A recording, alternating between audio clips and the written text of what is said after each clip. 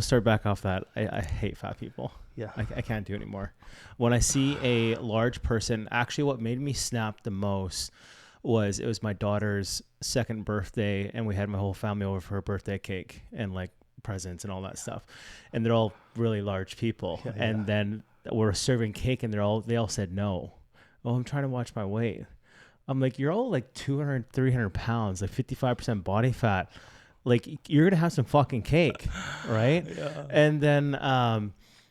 And then they're like, oh, I'm like, you're going to go home and eat white mayo and white rice and pizza or McDonald's on the way home because you're hungry, you fat asses. Like it literally, I snapped on them all of them at once. And I'm just like, you're all an embarrassment. I grew up with the worst. You actually said that to them. I had to. I just couldn't be nice anymore because I grew up with terrible food addictions because my parents were such poor dieters. They just cooked me the worst shit. So then I had no discipline, accountability. I had no one to look up to because they're all really large. So I thought that was normal. Right. My dad couldn't teach me diet habits, workout habits. My mom poured bacon grease on the hash browns, like fed me donuts, and just like, it was just terrible. And so I have to break that. 30 years of bad eating, which is hard to break. The worst addiction to beat is food, right? I beat cocaine, but food is fucking next level. And then with my daughter, it's like I'm ingraining in her good diets from age one. There's no bad food in my house. We don't eat fast foods, no GMOs, no sugar, nothing. When we go to the campsite, all the kids have sugar. She's not allowed to have it. We say no pop, nothing. There you go. That's what you need. That's what I wish I had when I was young, because I grew up just like you. Just food everywhere and greasy and heavy. I didn't know what this nutrition education is, the ratio between protein, carbs, and fats. No, just throw it there for the whole family. Yeah. Because I grew up like almost poor, like limited funds, right? So just add all the rice, all the pasta, and all the potatoes. Yeah, I grew up extremely poor, and we had, it was just... Like I do miss the Blockbuster pizza nights once in a blue moon, but other than that, it's terrible parenting, and it has to stop. Like it's insane to know that there's stats of by 2030, 1 out of 2 people will be obese in North America. Yeah, that's insane. It's horrible. And now it's the new normal. It's okay. It's accepted to be at your worst. It like, as we've been doing this for over a year now, and we become so disciplined in the mind. You cannot, it's so much harder to hang out with non-disciplined people because I sit there in my head analyzing them. I'm not going to say it to their face. I don't hurt their feelings sometimes, but I will analyze them the whole time. I can't even enjoy them because they're just stuffing their face full of candy, all this stuff. And then they go complain about health problems. And I'm just like, what? Really? You're that stupid? I think eating is one of the most unconscious thing that people do. Mm-hmm. Because it's one of these things, the food you deal from day one until your last day on earth. Yeah. Like you said, you see it everywhere. And you have to deal with it every day. Yeah. For the first year of beating my food addiction, I had to say no. I just applied When did you realize that you have a food addiction? Like, is that bad? Oh, it was 30 years of going up and down on the scale, 241 down to 198, and then I got there, then I want to go party, I can eat whatever I want, then I'm 240 again in 6 months, and then it's just like a teeter-totter of the same battle for 30 years. And I'm just like, maybe I should hire Caesar. Because you've been following me for a while on more on Facebook. You're seeing my posts. Because you remember when I was heavy as well. Yeah. And then you saw me like, whoa, this guy is 30 pounds less now. See, that post made me respect you. Because I was like, wow, this guy was a fat fuck. And he lost it, right? And then your diet program is not hard to follow. It's very easy, knowing that I can have a cheeseburger on the weekends here and there in moderacy. But the biggest thing is the first 3 months is the fucking hardest. You just got to cook right through that. Get to the point of the best thing ever is getting your body so sensitive that, like last night, we're debating on popcorn and poutine, and then I did it. I only had a couple bites and I was dying in bed. But it was a good reminder to why I don't eat bad anymore. It still happens to me once in a while. Like, I eat so clean, and it's so important to have your receptors sensitive, and to know what's good and what's bad. And same thing, as soon as I eat something bad and processed, I just feel it. Because the body should be pure. Yeah. Even in the Bible or non-Bible, it says that it's is like the temple, right? So you should treat it very, very careful. Yeah, no. What are your thoughts on this? A bit on the religion or spirituality when it comes to the body and health. Well, you like I try like if I had this conversation yesterday on my podcast too. It's you have to treat yourself with love. Everything that you put in your mouth or up your nose, or even like drinking water. Yeah. You have to do research on everything, of all the reactions and the problems it comes with. Like you asked me about the water system. I looked at the Kagan systems. It's decent, but it's so expensive and not affordable for the average person. And then I looked at reverse osmosis machines with fluoride filters. And so that's a screen that's so tight it even gets rid of microplastics. And that's what kills men's testosterone levels. I still think Kangen is the best. I just bang for buck. Because the reverse osmosis machine is like $300 versus $6,000. And then the Kagan machine, you need to add fluoride filters to it, right? So No, you don't need to add fluoride filter. It has a filter in it that you need to replace it once or twice. Yeah, it has other filters, but to add a fluoride, you have to add a second fluoride filter to it, right? So it comes with the stock filters, but it doesn't. If you do the like deep research on it, it doesn't get all the fluoride and microplastics out because the screen's not tight enough. It gets just basic stuff out. So I've done all the tests with other waters as well, and it shows that it's like the cleanest. Well, no chlorine, no debate. It could be. We can go like this for an hour. Yeah, but you've done research on the Kangen. Yeah. Okay. I did both. Like I did YouTube channels of both that people do research on it, and just best bang for your buck for the average person, the reverse osmosis machine should win. And what if it's not the price? It should just the value. Which one would you choose? I did the Kagan for a couple of years, and oh, you did try it? Oh yeah, I tried everything before I decide, and I liked the energy output of the Kagan for sure. I'll give you that, but I like the clean. The problem with there is a problem with the reverse osmosis machine. It's so clean that you don't get minerals out of it at all. So you do have to add like pink salt, vitamins, everything to your diet. I agree. Iron, everything. And what are your thoughts about the antioxidants component and molecular hydrogen that Kangen has? Do you believe that that is valuable or not really? I'll just be honest with you, I don't know too much about it to decide. Because that's the reason, one of the main reason, because it also has antioxidant and also molecular hydrogen. Yeah, which makes it absorb better into your cells. Yeah, so the antioxidant or the antioxidants in your body, like the Kagan, when I drink it, you do detox it and you see it come out of you. But so did reverse osmosis machine. It did clean me right out. Like everyone that I got on it, they were like shitting and stuff out for the first 6 months. The biggest thing for me is like I was really attacking the fluoride. Like I hate fluoride. It's a neurotoxin brought over from World War II. It's designed to put in your water, make you stupid and docile and listen to orders. That's literally what it's designed for. If you actually do the research of where fluoride comes from. Yeah. And then but you before getting the machines, you've done all the tests. You've seen the full demo when you watched the my buddy tomatoes, used to sell them, and he showed me everything. I like the Kagan shower adapter too that you can do. But I have that one. But then you can also buy a massive filter for your whole water system in your house. It's like $5,000. You just throw it in your basement here. Yeah, I agree. There are so many options out there. So many options. Yeah. And I didn't like the pyramid scheme of the Kagan. I'm just like, I get it. You're in sales. You're trying to sell me. I totally get it. I like the commission. I like the business. I don't think it's a pyramid. It's more like direct sales. But anyway, let's talk about something else. No, that's not what I want to get Anyway, into. hydration is important. Yeah. Don't drink tap water. Let's stick with this. It's crazy that the tap water, like how many people drink it, or even bottled water, is so bad for you. There's a reason why rich people drink glass bottled water. And the microplastics alone kills a man's testosterone level. Like I'm the king of all that stuff. I ate McDonald's 3 times a day in my 20s. I ate all the fast foods all day long. I drank tap water and bottled water 24/7. It's just why I'm on TRT, because my body doesn't produce testosterone anymore because my the FSH TSH is done. It was flatline 0. It doesn't even work at all. Okay, I believe that you could get off TRT. I did it for 3 years clean. Yeah. Yeah, and I did testing with my naturopath for 3 years on and off, see what would work. All natural remedies except for the one that you brought out, and I just didn't want to feel like shit anymore. Of course. Yeah, No, at the end you want to feel good. But I Yeah. believe that you can feel great off TRT.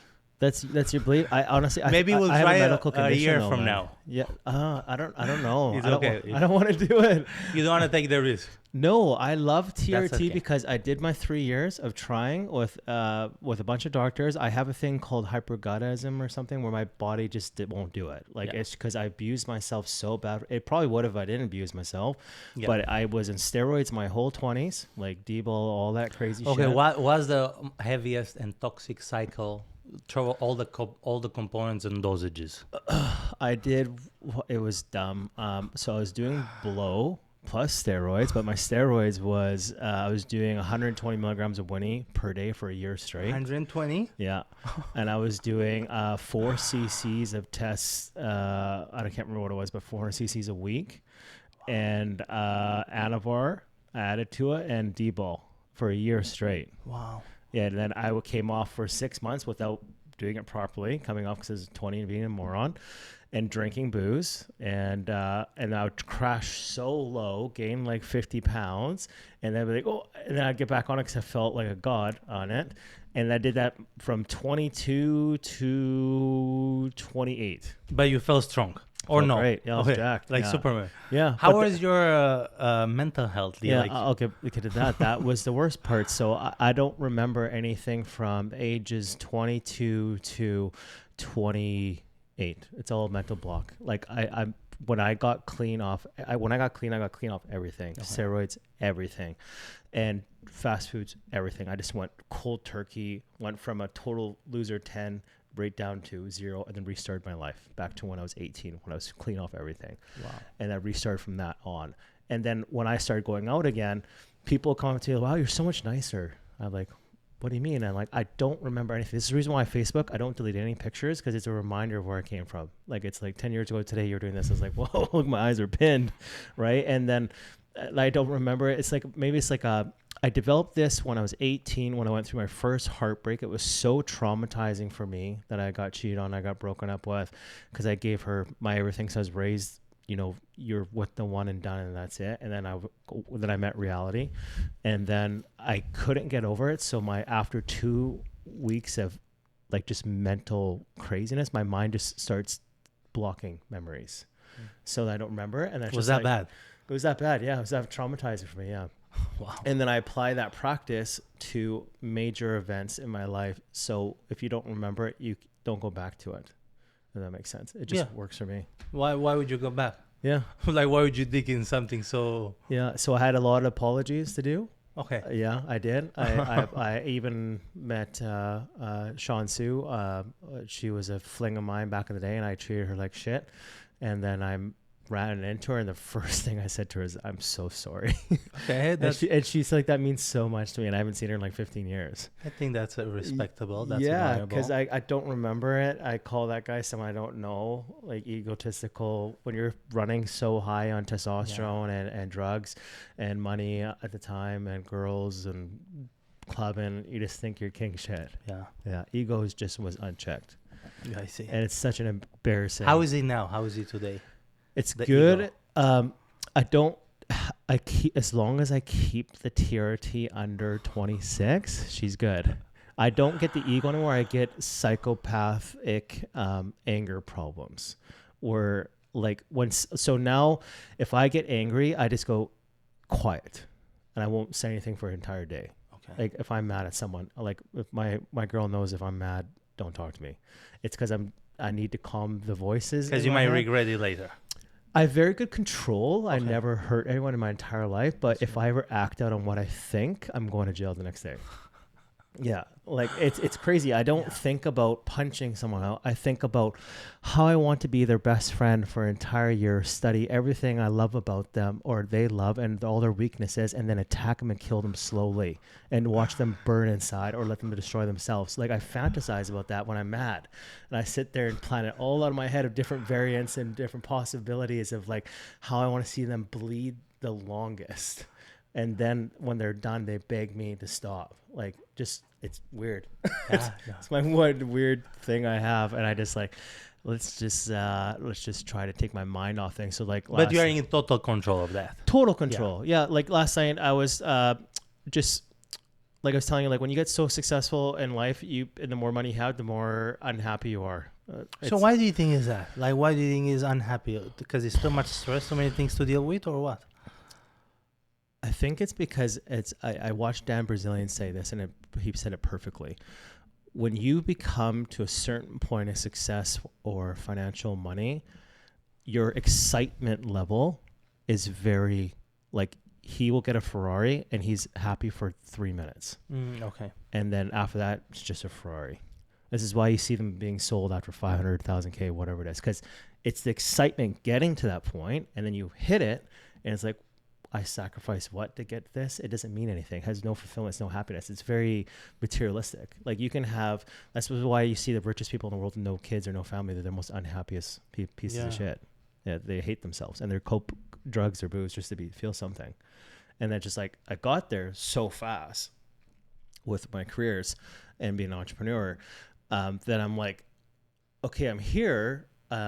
What's next? It's always like, because I grew up really poor, always grew up with my friends always being rich. It's called looking over the fence effect. Like I want to beat this guy. I'm very competitive. I see a rich guy, I want to destroy everything he does and like be better than him, make him jealous of me. Like I want to win. And when you finally win, it's like, well, what's next? It's always the what next feeling.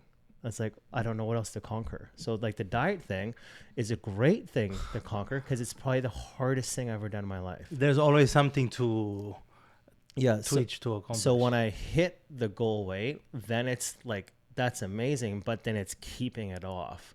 That's the next battle, which I'm ready for. Like, you're finally ready. Well, because this whole summer was a test to Mint. Yeah. You know, I'm like, hey, if we come on to 205, that's a win because because part of dieting is not just cutting, it's also maintaining a weight. And we came in at 201 to 205, fluctuating, bouncing back and forth. And I'm like, if we can learn how to do that, because then when I get down to 185 or 175, whatever it is, when I look peak performance, then I know, because I just built this whole summer around it, and I know what I can and cannot eat. Like the craziest thing I hate about your diet is like, I wish I could sit down and eat a large pizza. Like my mind, I just wish I could have that movie night, but I can't. Because if I have one or two slices, I am crying at the toilet and wanting to throw it all up. Yeah, because you feel sick. Oh, so sick. And it's just like, now that I've built this whole summer over new memories, like the biggest thing about diet is I have 30 years of memories of eating bad. And it's like happiness. It's just like, I have 10 years of being a cokehead because I thought I was happy, but was I really happy? Because my endorphins were so high, maybe I thought I was happy, but I don't know until I go try it again, relapse. And I'm like, nope, definitely was not happy. I have to build new memories of new diet and new addictions moving forward. That makes sense. So I guess, let's say, and when you find this balance, let's say if you're really, really stressed, I believe that being in shape and eating healthy can help you dealing with the situations better. Yeah. What do you think about that? I think, just like I texted you yesterday, the best quote, discipline is not a fun life, but it's the best feeling in the world. It is. You feel in total control and power. I'm getting to the point now that it's like I told you, I hate the word superior thinking, but like it's like an Andrew Tate thing. When you fitness discipline, you're a big fan of Andrew Tate. I like his logic. I'm very logical. He's very fit as well. Yeah, he's a very logical person. Yeah. And then he said that one quote, like, when you get to a certain even discipline in your mind, it's very hard to hang out with undisciplined people. Yes. Because you don't want them to you're scared of them affecting your discipline. Yeah, I'm the same. Terrified. I cannot handle sloppy people, messy people. It drives me nuts. Yeah. And I'm just like, I honestly, then there's a part of me, I'm so jealous of them. I'm like, I saw a guy walking home from, pizza's always been my king, holding a Domino's pizza box going to watch a movie. I'm like, oh, you're living the life, bro. I love that. I miss it so much, but then I know you love life, but then you feel sick and inflamed. Exactly. It's like, so where is the fun? Where is the fun? Thinking. There's no fun, right? No fun. Logically, there's no fun. No, it's just that. Yeah. I think the voice in your head. You always got to fight that devil in your head. Yeah, just the voices in the head. So, for how long did you do keto? Keto really fucking, I don't recommend it. It's so keto. Like for how long? Was it like a year, 2 years on and off? I did for 2 years straight. Okay. 2 years straight, really low carb, to the point almost no carb. I loved it when you get into ketoacidosis, or they call it when Ketosis, you take more fat and you get that fucking energy high. I felt it only twice in 2 years. I thought it was high on drugs. But it's something unique about that ketosis. Yeah, and when you actually reach it, and I did twice, I was so energized. I was just like, It's like feel like you're on drug and on steroids. Yeah, I thought I was on coke. I was like, I couldn't sleep, but my eyes were pinned. Yeah. And I was like, I don't like this because I was too energized. It was like a really strong coffee. I was like, I'm too high. I'm not coming down. It's a bad Molly high. I need to eat carbs, carbs to slow it down. Yeah. Sometimes I do because we eat really low carbs, but it's eating the small amount of potatoes per meal really kicks that craving of carbs. Like I'm a carby and salty guy. I've never been a sugar guy. I hate sugar. But those are my, like me, I have to suck on salt every morning before I leave the house so I get rid of that cravings, because I found out cravings are not your stomach, it's just your tongue. Yes. Right? If you kill the tongue craving, you win. Yeah. And it's just your tongue that's just like, give me that shit. Just around the mouth as well. Yeah, that's what you need, a bit of salt. Yeah, suck on it. And I'm like that weird guy that people are coming over eating bad for me. I'm just eating salt. and then before you try other plans, kind of other diets, a bit of other coaches, like with your buddies. The weird thing was, like, I wish, like I told you this, I used to do the diet coaches in the past when I was in my 20s. How many coaches have you had in the past? Just two, and then all my boys were in heavy fitness, and then I would just follow them, and they gave me diet plans. But they were always chicken and rice, and I did it, and I got down to like 185, and I was pretty shredded. That was when I was like 19. But I still didn't have a six pack. I just only had upper abs. But I was really skinny, like really anorexic looking, bobblehead. But I didn't know, like, now that I only eat beef, and now I eat chicken, I get the worst cravings. I eat chicken maybe twice a month now. I can't do it. Yeah. I ate it so much in my 20s, I just can't do it anymore. I can't eat fish anymore. The taco beef mix and potatoes, I can eat it all day. My wife was like, how do you eat this every day? I'm like, it just works. Shut up. Like, I don't get any cravings if I eat this. And it tastes so good. It tastes so good. It's so much more nutritious than chicken or fish, red meat. Yeah. That's what a lot of people in bodybuilding and fitness are missing. The nutrients. Your body runs on nutrients from red meat. Yeah, if I eat white meat, I get the worst cravings all day. I get the dry tongue, and I don't have any satisfy in it at all. The only thing that I like chicken-wise is Nando's. That's it. Nando's is good. Deadly, but it's $75 to feed 2.5 people. It's crazy, right? But it's really good. Yeah, it's worth it's really natural, good food. So. What are your two places of eating out now? Nando's? Nando's is I now have moved my cheat meals from McDonald's to Nando's, so that's a really good upgrade. Katana's is really good because it's it's really healthy food, clean, and that's it. I also have major food allergies, so I can't eat anywhere if it's processed or cheap meat. I call it low end grade meats with preservatives in. I can't do it. Like, I'll sit there and I'll have one bite, my breakout hives if it has preservatives all over my body, or goosebumps everywhere. I'm similar. My inflammation, brain fog right away. Yeah. Or I'll step on the scale, and I had chicken Creole at Cactus Club, but I gained 3 pounds of water weight overnight. I'm like, what the fuck? I just had chicken on a plate. Let's talk about inflammation. It's crazy. It's crazy because some people say, oh, I cannot lose weight. Let's say 10 pounds. Mm-hmm. I believe, and I've seen with me and other clients, you can have 10 pounds of just inflammation and toxins. Mm-hmm. Do you believe in that? Oh, yeah. There was a proof where we did that, where I lost 10 pounds in 2 weeks. Cut out a few things, and I was losing the weight the whole time, but I have an inflammation problem. I have a cortisol problem. Yeah. Like, I will literally lose fat, but I will hold so much water retention because I work out too much. But my cardio is insane. You have such a good endurance. It's like I can play 3 hockey games back to back all day, and I'm still good to go. And everyone's like, "How do you do it? CrossFit?" I'm like, "No, 99.9% is diet." Yeah. And then, like, the reason why I like to work out so much is because I felt the best in my life I've ever felt, even in my early 20s. Like, I feel unreal. TRT is a major thing of it because I feel good. Like, I went off. I'll go off for a week, just because I'll feel. there's a point where you feel way too good. And I feel it's like I say, a bad Molly high. I just feel happy and my eyes are pinned. I'm just too energized. It's hard to sleep. That's the major side effect of TRT. You get so optimized that I can only sleep for 3 or 4 hours, and I miss that sleeping effect. And then I might get too peakish where I get like mad for too long, or like it's very effective for personality types. Like someone I know can take 160 cc's a week. I take 90 to 100 is my sweet spot, and I'm fine. Anything over that, if you say and then say something stupid to me, like low intelligence drives me insane. If your IQ is retarded and I have to sit here and explain it to you like a 2-year-old, I will piss me off. I'm just like, really? Like, why am I educating you? I have to pay the bills, the house. Like, my wife, she, I love her, but sometimes I have to explain things to her, and I don't want to explain. If I have to repeat myself twice, that really ticks me off. How's your guys' relationship now? Perfect. Okay, nice. Is she working out as well? No, she's off now for 2 months because she's a school teacher. Okay. But she wants to be knocked up yesterday. This is the problem with the TRT, that can't get her pregnant. I've been trying. So I got to get tested. I got to go come in a cup. And for how long you guys been together now? Almost 5 years. 5 years. Nice, yeah, nice. But we work perfect. Like she knows I'm a big loner.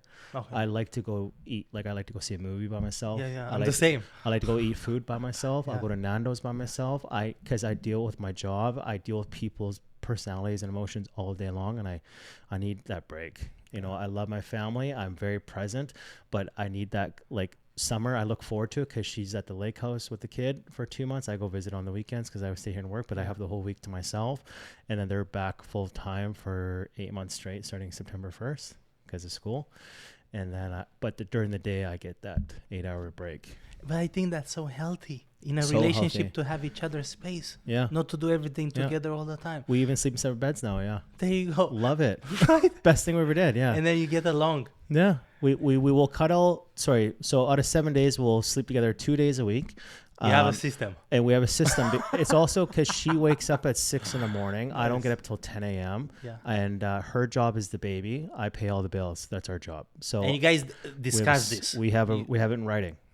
You have to have things in writing with girls nowadays because women like to forget things or decide different things. Yeah. I have everything in writing with lawyers. This is how our relationship will work. Period. I get this. You get this. You don't get any of my stuff if you decide to leave because you're not happy. If we're together 20 years plus and you sacrifice your career to raise my kids, then yes, you get 50% of everything. I think that's fair. But not after 2 years because you're not happy. But she's a very traditional woman. She's not a hoe at all. I trust her 1,000%. Like, why would she leave me? Like, I always tell her, like, you have a castle. We own so many properties. You have a brand new car. I pay all your bills, free MasterCards. You have a lake house. You don't have to work if you don't want to. She only wants to work because when we first got together, she was 26. She didn't want to work. She just wanted to raise babies. And I'm like, hey, I'm very analytical in the future. I'm like, I don't want to be 80 with you. And then you told me that you wish you did something with your career and you didn't because you gave it up for kids. So I'm like, you're 26. What do you want to do? She's like, I want to be a school teacher. I'm like, okay, well, go do it. Like, try it. At least you can say you tried because I don't want to hear you saying that I stopped you from doing the career choice. And plus, there's a lawyer thing. Like, you have, like, if I tell her not to work because I want her to raise my children, then she can take me for half, But if I want her all in writing. She wants to work on her own free will. Go make something yourself. You're so young. Just try it. Now it's been 4 years and she hates it. She just wants to be a full-time mom. Okay. And she's 30 now. And it's like girls, once they hit 30, they don't want to work anymore. They don't. It's like that feminist thing where they want to be a boss babe and all that stuff. It's very early 20s thing. But when you get to a point of having children and fulfillment, like she's the happiest when she's off work, raising the kids, swiping daddy's credit card, driving her car around and having a great time. That's her happy place, right? She's miserable when she works. She doesn't want to do it anymore. So now we're planning. But you guys had the clear communication about this. This is how I feel. This is what I want. Still clear. Okay. Because I base my relationship all on free will. Yeah. Free will. You want to work, you don't. I believe in that. I don't believe in the worst thing I hear my friends saying is, oh, I can't break up with her because she'll take off my shit. Or, you know what I mean? Like, that's such a forced love. Yeah. I want free will. I am just like you. I'm like, you can leave at any time. Okay. See you later. Yeah. We'll do 1 week on, 1 week off. It's in our written agreement with our lawyers. Period. It does not bug me. I could be single tomorrow. It does not bug me. And I think one healthy thing is to never compare your relationship to other relationships. We don't even talk about our exes. They don't exist. Yeah. Yeah. Well, my life actually didn't start till I had Vera and her. And even compare with your friend's relationship. Let's say your best. That was the biggest thing. We fought for 1 year in the beginning because of our single friends on both sides. Oh, that's so bad. Yeah, I'm like, we're raising a family, and I never told her what to do. You never tell a girl what to do. If you want to win with a girl, you educate them and show them and be like, yeah, you can do whatever you want. So at the beginning, she would go out and party. I'm like, that's fine. If that's how you're going to act, I'm going to call you for dick. That's it. See you later. That's not wife material. And then she started acting like a wife material. So then I started buying her stuff, bought her a car, gave her my MasterCard, gave her the key to the house and asked her to live with me. And then she acted out twice and then I took it all away. I'm like, that's fine. I'll call you for dick. If you want to go twerk for free drinks or... Why do you think she acted out? It's because her girlfriends were single, childless. Influenced. Yeah, influenced. By the bad... And I know she's a great girl. So she just had terrible friends. And I'm like, okay, now look at... And I sat her down. I'm very analytical. I wrote it all out. Now, look at your girlfriend's relationships versus what you can have with me. I show you what we can have together if you behave right. If you want me to pay the bills and buy you a car and do whatever it is and give you the white picket fence, the $1 million lifestyle, you have to behave a certain way because I do not tolerate bad behavior on any level from guys, girls, or family at all, at all times. Because if you want me to perform and provide, it goes both ways. So then I'm like, look at how they treat their boyfriends like shit. Yeah. They leave them at home while they go cheat on them in Vegas. Like, I don't tolerate that. And then how I knew I won was there's a girl's Vegas trip planned for a bachelorette party, and I heard about it. I didn't say anything. I was just waiting for her to tell me she's going. And she never asked me or told me she's going. I'm like, aren't you going to go? She's like, no, I don't want to disrespect you. I was like, I won. I won the war. There you go. There we go. I won. I think every guy would like to hear that. Yeah, I won because when you tell a girl to do something, she's going to go do it. It's like raising a kid. Yeah. But if you show her what she'll get if she behaves, they will behave. Trust me. I believe in as well in like instead of reacting or going crazy, like you really explain. Yeah. Where you're coming from and how confident. You feel. Yeah. Like, I'm a good looking guy and I'm rich. I'm like, oh, God forbid I have to be single and bang chicks again. Like, oh, God, terrible lifestyle. Like, that's not a... What about the emotional support? Who shows to each or depends? So, I don't do emotions on any level because I practice this. It's a crazy thing to practice. I used to live in my emotions in my 20s. And men are very logical, not emotion, but I lived in my emotions because of a cokehead. But when you become clean, there's a 2-year period of when you're clean that you have no emotions because your brain can't release emotions without coke because it's now switching over to what you normally was. It's like, so you have it's like a neutral feeling. Then I realized emotions aren't even real. Emotions are just a chemical reaction in your brain to make you feel a certain way and act a certain way. Temporary. Yeah, temporary. So like when you see something, and then your brain tells you to feel a certain way and it secretes that emotion or that endorphin to make you feel that way. And then you act a certain way. So I'm like, let's stop the feed so I don't feel that emotion. So when someone's yelling or screaming at me, I sit there with a smile on. I'm like, okay, like zero emotion toward it because I'm not going to let you turn me up because if I turn up, the house is going to burn down. Yeah. Because and you also applied that in the relationship. Yeah. You don't act emotional. Never fight. I never yell at her, never scream at her, never tell her what to do. But if there is something you don't like, you talk about it logically. We treat each other with respect. Okay. There's no name calling on any side. I do not disrespect her. She does not disrespect me. She has 2 rules in life. Never touch another fucking man and never disrespect me. That's her 2 laws. I'm like, if you can't keep those, you're out of here. Yeah. Period. I think that's fair. That's fair. Like, those are 2 simple rules. So simple. If you can't comprehend that, you're not worth dating. What about the rules on your children from your wife when it comes to food and exercise? Like, don't get them close to fast food or stuff like that? Actually, it really works a lot if you date someone that's already into fitness and healthness. It's very, like, if like I told her, like, if I was trying to get fit and she's eating McDonald's, I have to break up with you. I'm sorry. If like, it's impossible because like in my house we have a number 1 rule: there's no bad food in the house on any level. I don't care if you want to go eat something out of the house. Like you don't have a bag of chips or a chocolate bar in the house now. No. We have. If I go buy those 2 small bags of chips I'm allowed to have a week, she will hide it on me and she'll give it to me when I need it. Like I'm having a craving because it's only 200 calories, 30 grams of carbs. It's very low, and that will get me through the week. right? She doesn't have, she's already like, we have a rule. Like I work out, she has a minimum 3 days a week workout rule. Okay. If you're not working out 3 days a week, get out For how long? every week. Like 20 minutes, 30 minutes, 1 hour? 3 hours? She goes for an hour and a half and then goes tanning. Yeah. Nice. So I watch the kid or the kids at daycare, period. Like I don't deal, no fat wife, no fat husband. Yeah. If I'm getting shredded, you're going to stay in shape. So what would you call this? Standard of life, a rule?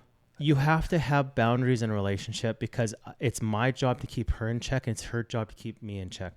I met her. She had a shredded 6-pack. That's why I like her. That's what she's going to date. And she has the body type, not our body type. She can fucking eat a pizza and have a 6-pack tomorrow. She gave birth and 3 weeks later she had a 6-pack. Wow. So she's one of those lucky people, right? Fast metabolism. Me, Yeah. I look at a pizza, I gain 12 pounds, Yeah. right? So I'm I'm that the same. type of person, right? She's very fit. She's 120 pounds, 5'6", 5'5", whatever it is. She's very fit. Yeah. You know, I have no problems with her on that level. She likes to work out. She likes to hike. She's into fitness. Like when my kid is older, she will have mandatory gym requirements in this house. I'm going to do a 20-year study where I'm going to write a book at my kid versus your kid. That's what the book's going to be called, right? Discipline, happiness, reward systems, fitness classes. It's like almost going to be a military training because children nowadays, which we're going to watch a video here in a sec, it's getting so bad how fat they're getting, how like there's nothing more disappointing than having a fat kid. Like that's just bad parenting. It's not the kid's fault. It's bad parenting. Yeah. Like I was 300 pounds in high school because my mom fed me whatever I wanted. 300 pounds. Yeah. Oh my God. It was disgusting. And it took, Were you able to move or run or no? Or just like step by step? I don't remember, dude. It's disgusting. And this is what's going on in the world and we need to start fixing this shit. Sure.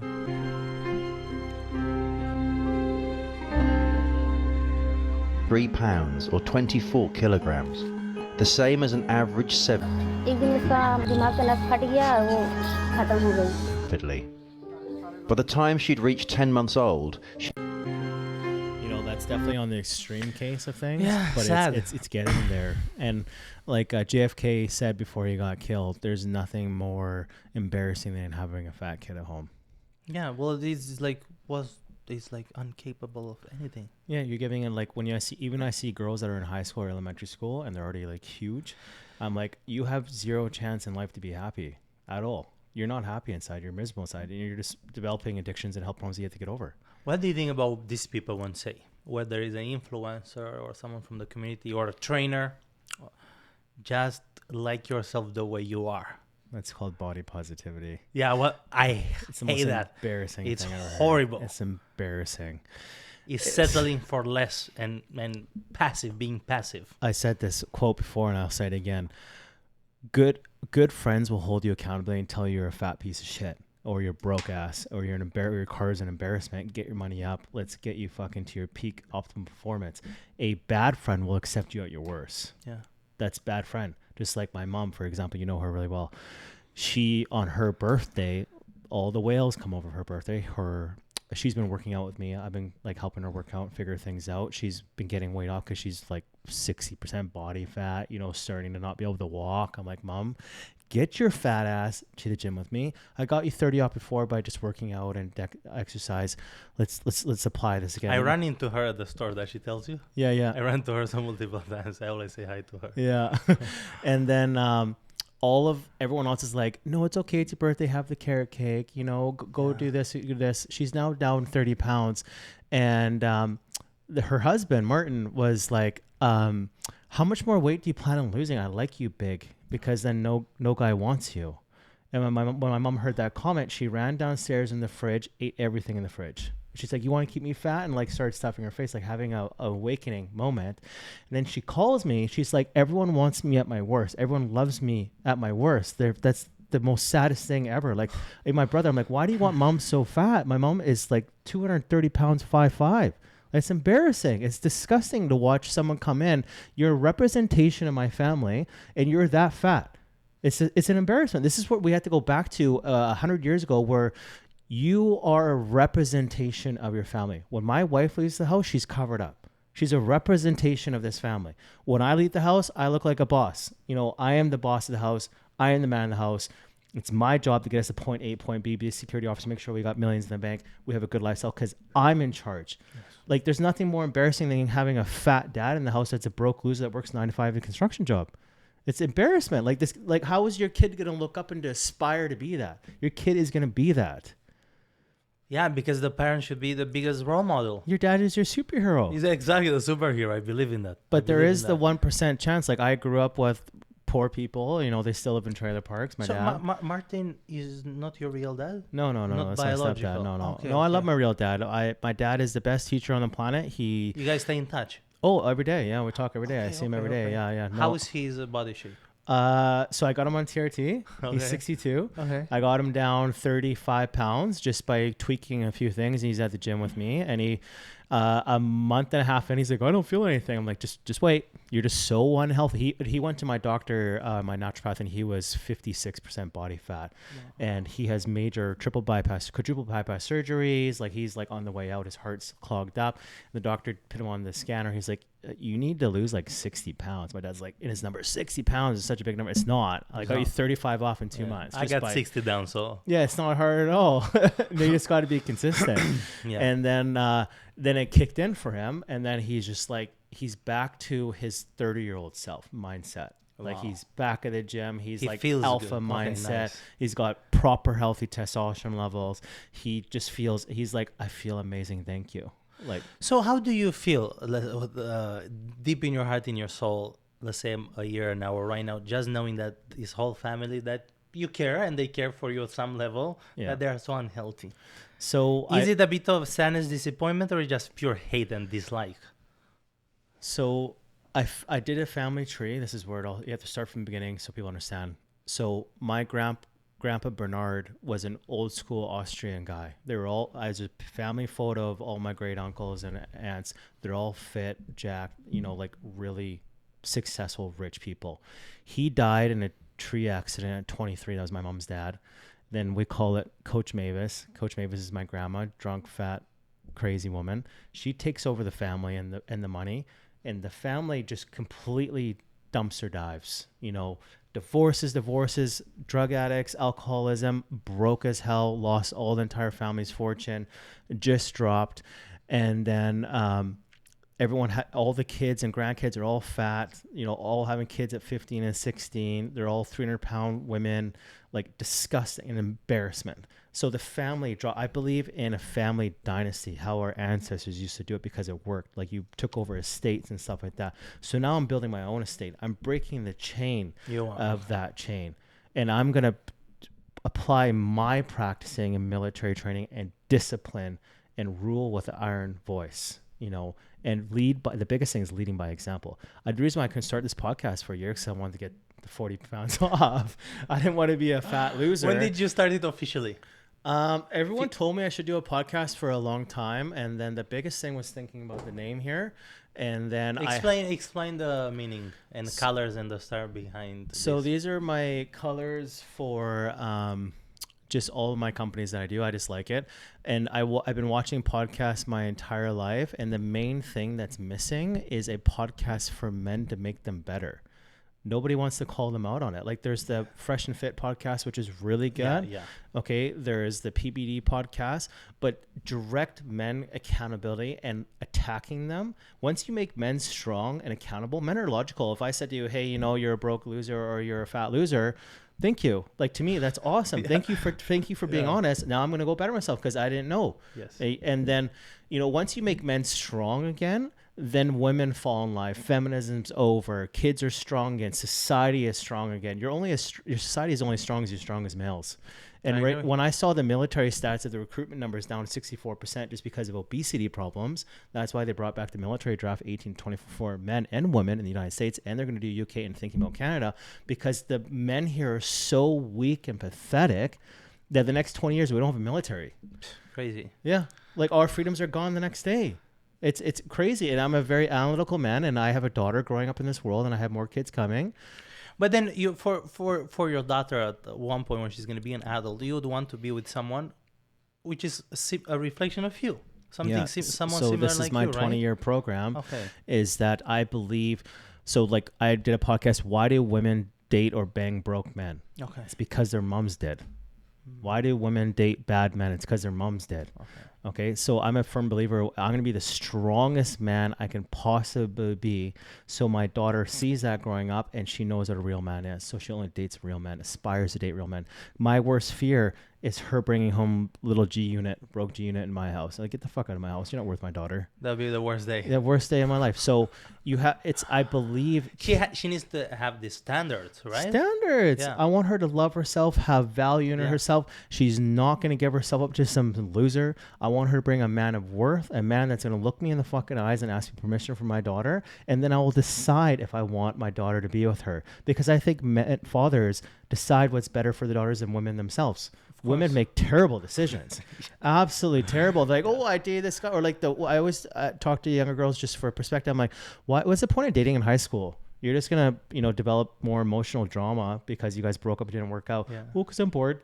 Yeah. I'm like, if you're like, the dad should be like, you are like, if you're under my life. So my plan with my kid, I'm going to make living at home so grand, so free. I believe women should stay at home till marriage.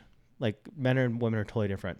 Yeah. Men have to work, get their shit straight, work out and build their value. But my daughter, I'm going to make her such a high value woman, which a high value woman is hopefully a virgin, self-worth, self-love, no mental trauma at all, zero childhood trauma at all. She's got daddy's credit card. She knows what a real man is to take care of herself. She has whatever she wants because she's a woman. Yeah. She's a lady and she'll be treated like a lady. And then when she finds the man of her choosing, so I'm going to build her standards so high that she doesn't even look at guys, because guys are going to be pathetic losers.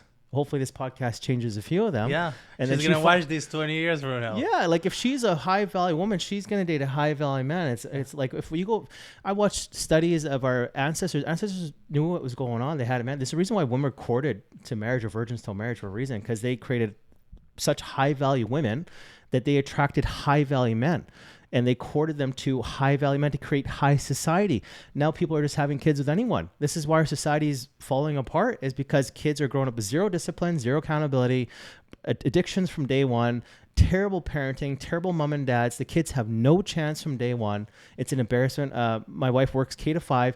The new generation coming out is so bad that we're literally on the verge of a society collapse. We're literally on the verge of a population collapse in the next 20 years. Like, no, our population's gonna drop in half. What do you think about the people that are becoming trans? It's an embarrassment. Do you think it's a mental issue or no? It is a mental issue, yeah. So I did a study on my cousin. His name's Carson Rose, but now he's back to Carson. He wanted to do the transition, and that he wore high heels and makeup to my house. And every time he told me to call him Rose, I'm like, no, your name's Carson. You're my. Did you allow him to come to your house like that? Oh yeah, yeah, yeah. Because I'm gonna study you. Okay, that was the reason. I'm going to talk to you. I'm going to treat you with respect, but I'm going to study you because I want to understand you. And then it is a mental illness. Did you get a bit triggered or no?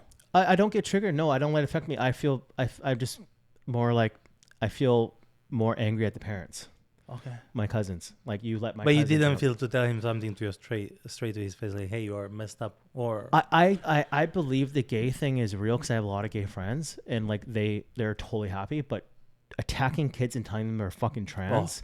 What blew my study up was I watched a video versus homeschool kids and public school kids.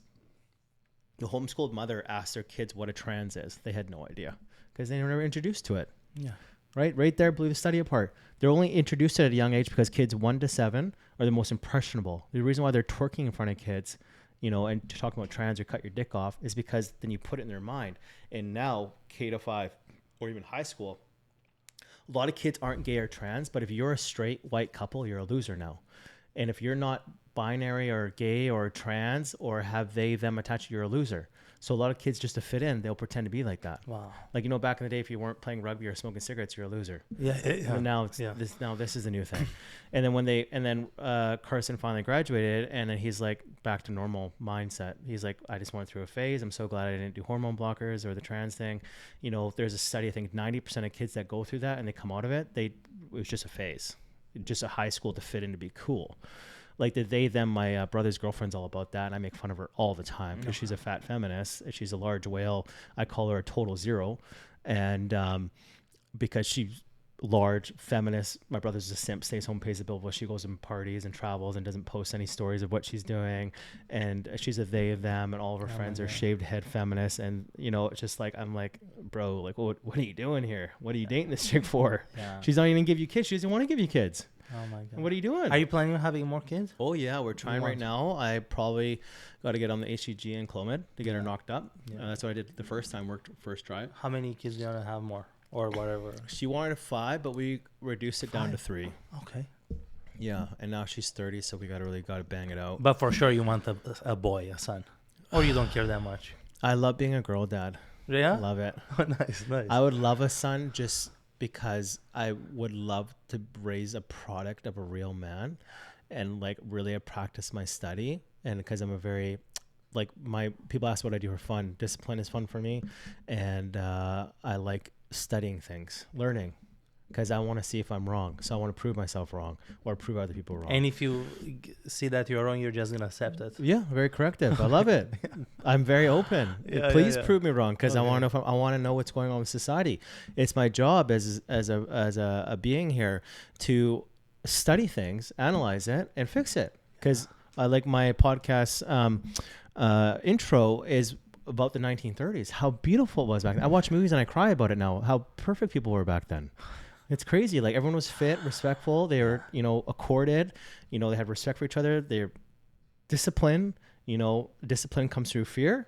And a lot of people don't want to raise their kids with discipline or fear anymore. But how are they going to learn?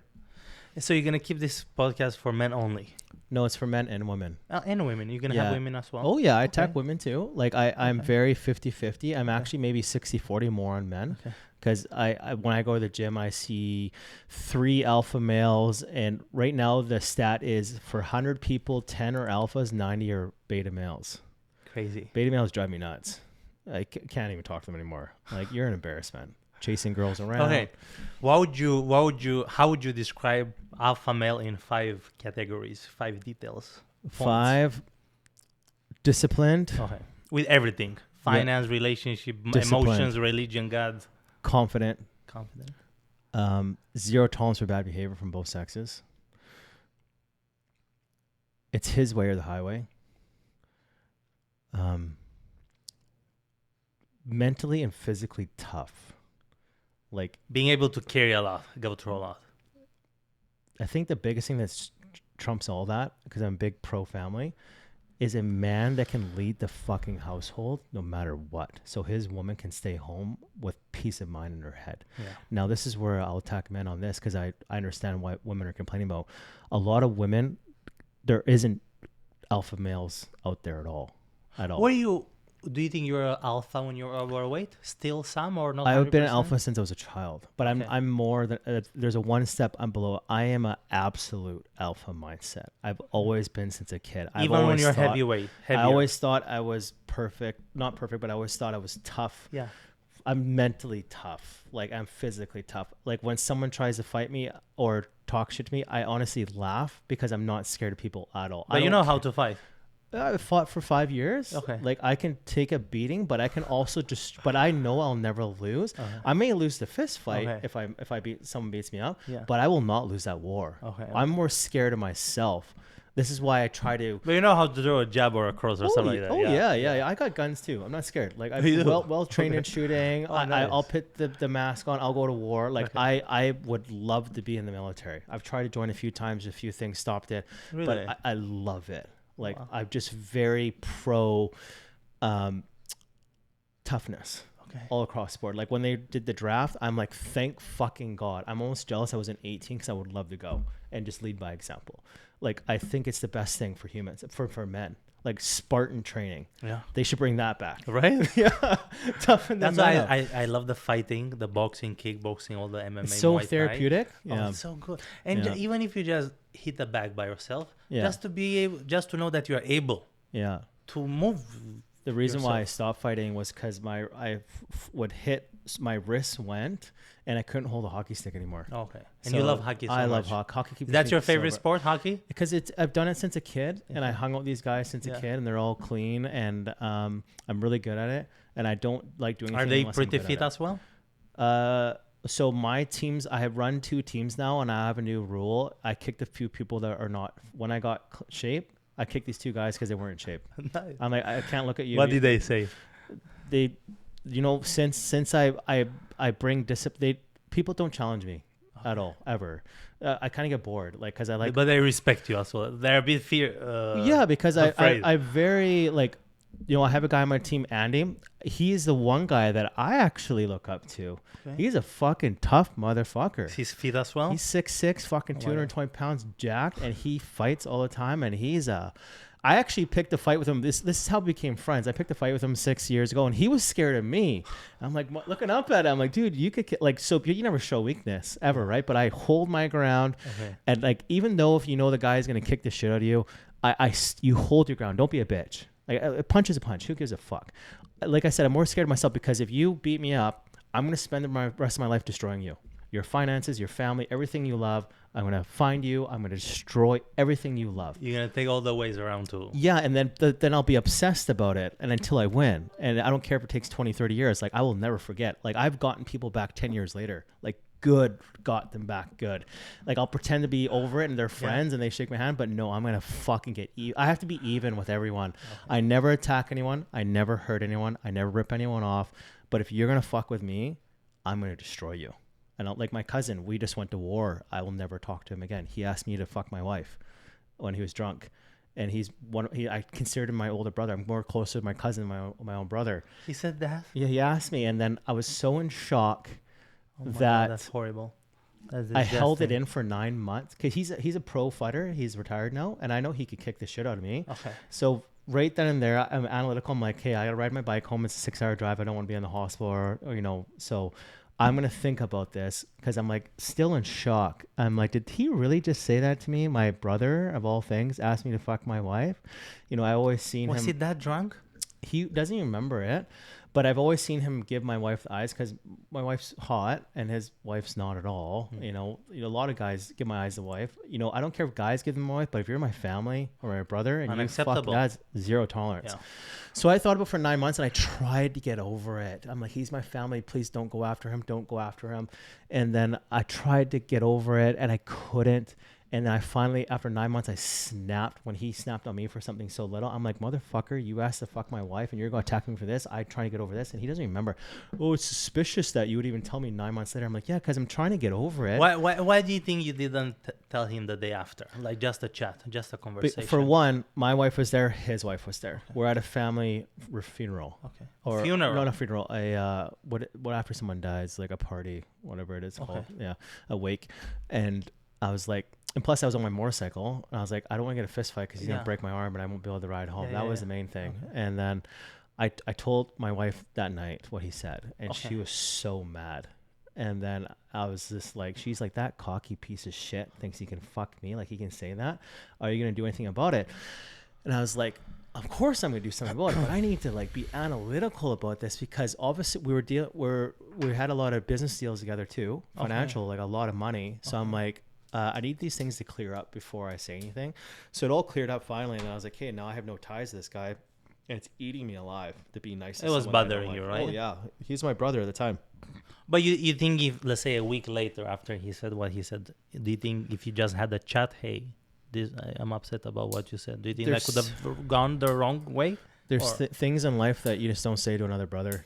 And like that's my name, one more thing I have. No. What I'm trying to say is that let's say a week later, if you would have tell him that what he said to you upsetted you. He did apologize when I told him that he said he's like, I'm so sorry if I said that. I don't remember at all. I'm like, yeah, but I know you think it because I know the way you look at her. Like you give her the eyes, right? And like because like who wouldn't want to fuck her? She's hot. But you're my brother. Like I don't care if you think it, don't say it. And then I said to him, unfortunately, no one says that about your wife because she's fucking ugly. I just lost control. I started saying the worst things to exactly what I think of him, and then I started attacking him. His wife found out and then she started to attack him. And then I'm like, I study the art of war. Like when someone's in the process of destroying their own life, just let them be. So now you guys don't talk at all. No, I walked away. It got so bad that people's families were being threatened on both sides. Like he was trying to attack. He sent people to my house. You know, his little gangster friend that works for him. His wife was in denial of it and saying that I was making shit up. I'm like, why would I make up such a terrible lie to destroy the family like that? Plus, they have a daughter the same age as my daughter, so now they don't even see each other. It's been almost a year and a half. Like they're cousins. Yeah, cousins. Yeah, and so they don't see each other anymore. The reason why I also backed off is because he would call me before this for years, crying to me on the phone how much he hates his marriage. Just fucking hates it. Like he married a 40-year-old feminist, like doesn't put out. She's ugly. I don't know why they got together or why. The reason why he stays with her because she can take half of his company. He built a really good company. She can take half of everything. His real estate? No, he's in construction. And she can take the kid. The biggest thing is take the kid away. And he doesn't want to have his kid grow up with a stepdad, which I totally understand. So he puts up with it, but he's miserable. So what do you think about this situation? What would the real conscious men do in that situation? They'd probably fight. Real conscious men? Yeah. Yeah, they probably would fight. What would you do in that situation? I don't fight people unless I think about it for a long time. No, like in that situation, relationship, do you think someone would have left the marriage? In that situation, let's say he wants to leave every day. He's in love with actually another chick that he works with. But you know what? I actually was thinking about him. Yes, I haven't talked about the story in over a year. I was actually thinking about him yesterday because he'd be the perfect guy for this podcast. But he is. Since we broke up our friendship, I haven't had drama since. Okay, so he was that's the good. number one last drama I had in my life. We've been at war since we were kids. We used to beat each other up. We went to fight school together. We'd beat each other up in the ring. He would kick my ass 90% of the time because he's just an animal in the ring, like just a fucking fierce killer. And I would try my best, but he just would have that one up on me. Plus, he's a professional black belt jiu-jitsu fighter. You know, cauliflower ears. Okay, you know, I'm like, you know what? If you ever come near me, I'm just gonna shoot you in the leg. Like, I don't care. You come 30 feet, you break that rule, your kneecaps are blown out. Like, period. That's the only way I could beat you. Yeah. And then I was just like, I could easily destroy his family unit, and I'm like. And you guys were working on the real estate deal, you're saying? We're gonna omit that part, edit that out. I just want to talk about real estate on this podcast. But you don't. We did business together. Okay. Yeah. I have to be a good little boy, you know, in the real estate world. So this is not that bad, but like, you know, anything can happen. So Danny boy, edit that part out, please. So we do business together. I know he's miserable inside, and that was good enough for me. I'm like, you hate yourself. You hate your life that you built. You work 1,000 hours a week. He called me once, actually, years ago, and he complained, why do you get to make millions of dollars a year and work 5 months out of the year while I break my back working 100 hours a week and I only make $1 million a year? Because I built my life differently than you. He was like truly jealous of my life and that I built. So right there, I already knew I won the war. I'm like, that's very satisfying. But overall, now you're at peace with that situation. I'm at peace with it because I finally got it out. And then after 9 months of getting it out, and I told my wife that I finally confronted him, she's like, thank God. Like, I thought you were being a little pussy about it. I was like, honestly, it's just, if he was a random guy, I would be totally dealt right away. But because he's my cousin, deals together, and like family and kids, I really have to control what I do and be out. Don't worry, I'll eventually get to it. Just like we're at the lake house a couple years or last year, and some guy was pretending to be my friend, but when I'd walk away, he would tell everyone else at the campsite how much my wife wants to bang him. I'm like, what?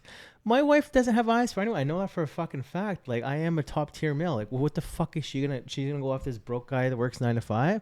I know it's a lie. And then she found out, and I did, without reaction, I went up and just fucking hit him. I just like, and then he dropped, and he was like, oh, what is that for? I'm like, just call them out. I heard what you said about my wife. You don't ever fucking talk shit about my wife. And I did it in front of kids, the family. Yeah. I did it in front of security guards. Yeah. I didn't even care. Did you get in any trouble? No, I didn't. I'm like, because I just walked away and I just knocked him out good. And he was on the ground like being a little bitch. And I'm like, don't ever. And it made my wife wet instantly. And it made all the other wives jealous. That's so disgusting for a man to say something. Yeah, like that. and I'm like, I've dealt with treachery my disgusting. whole life. I'm not gonna have any tolerance moving forward No. anymore. When you get in your 30s and 40s, you're just like, fuck it. Like, That's horrible. you know, this is like when the older you get, the less friends you have. Yeah. Yeah. Now we'll go back to the girlfriends thing. When we got rid of our single friends, Yeah. because even on my side of the world, they tried to bring me out to boat parties. I almost bought a boat to go hang out with chicks, you know, sacrificing my family's wealth. And then God struck me down. You know, he like something really bad happened the day before I was going to go spend 80 grand on a boat. And then I learned, I always believe in signs. Yeah. Yeah. You got to pay attention for it. And then when I got rid of my single friends, I didn't have that, you know, distraction. Hey, come party with these 20-year-olds on a boat, go clubbing, go. It's a strong influence, right? It's a strong, because who the fuck doesn't want to do that? Every guy does, right? Like, oh my God, hot girls on a boat naked, changing diapers. I don't know which one to pick, you know? But I'll pick my family every time. I just don't want that pull. I don't want that distraction. I got bills. I got money. We're building a house. We got this. I have a 6-year plan to be retired. And then we're gonna start traveling the world with our kids. That's our end game. And so I gotta be a fucking saint for the next 6 years, which I can. 6 years of sacrifice to set up. I'll be 40 plus. There you go. You know, see you later, and I'll be like, I did it. And you are 37 now. 37, yeah. 37. Yeah. I wish I started my financial wealth in my early 20s. When did you officially start it? 4 years ago. 4 years. When I took it serious, and what the biggest thing is, I talked to a really rich guy. And I analyzed him when I was talking to him in my head. I was like, this motherfucker is an idiot. Like, when you talk to really rich people, they're dumb as fuck. They're just really good at one thing. But other than that, they're generally dumb. You know, I'm very intelligent. So You are, yes. I that gave me all the motivation I needed. I'm like, I'm going to do it. Let's do it. And then the difference between a rich man and a poor person is a rich person risks it all. I every time I get a paycheck, I invest it into crypto, stocks, or real estate. You get pretty big paychecks. Massive paychecks. Yeah. 7 figures sometimes. What was the biggest one? Would you say it on the podcast or no? Or do they need to cut it? I'll tell you off topic because I don't want Sierra to find out. Okay. Just curious. Yeah, what is it? 7 figures in 1 month. In 1 month? 1 month, yeah. That was recent. So Sierra can't get mad about that because it's paid over time. So it's paid over, like, how it works in my business is like I made 1.2 in 30 days, but I get paid a portion of it this year, a portion of it next year, a portion of it over 4 years. So it trickles in. And that was just. Is that from that 60 apartments deal? Yeah. And actually, it's a funny thing. When I hit like top agent in Canada in BC and my brokerage, I had nothing but hate mail.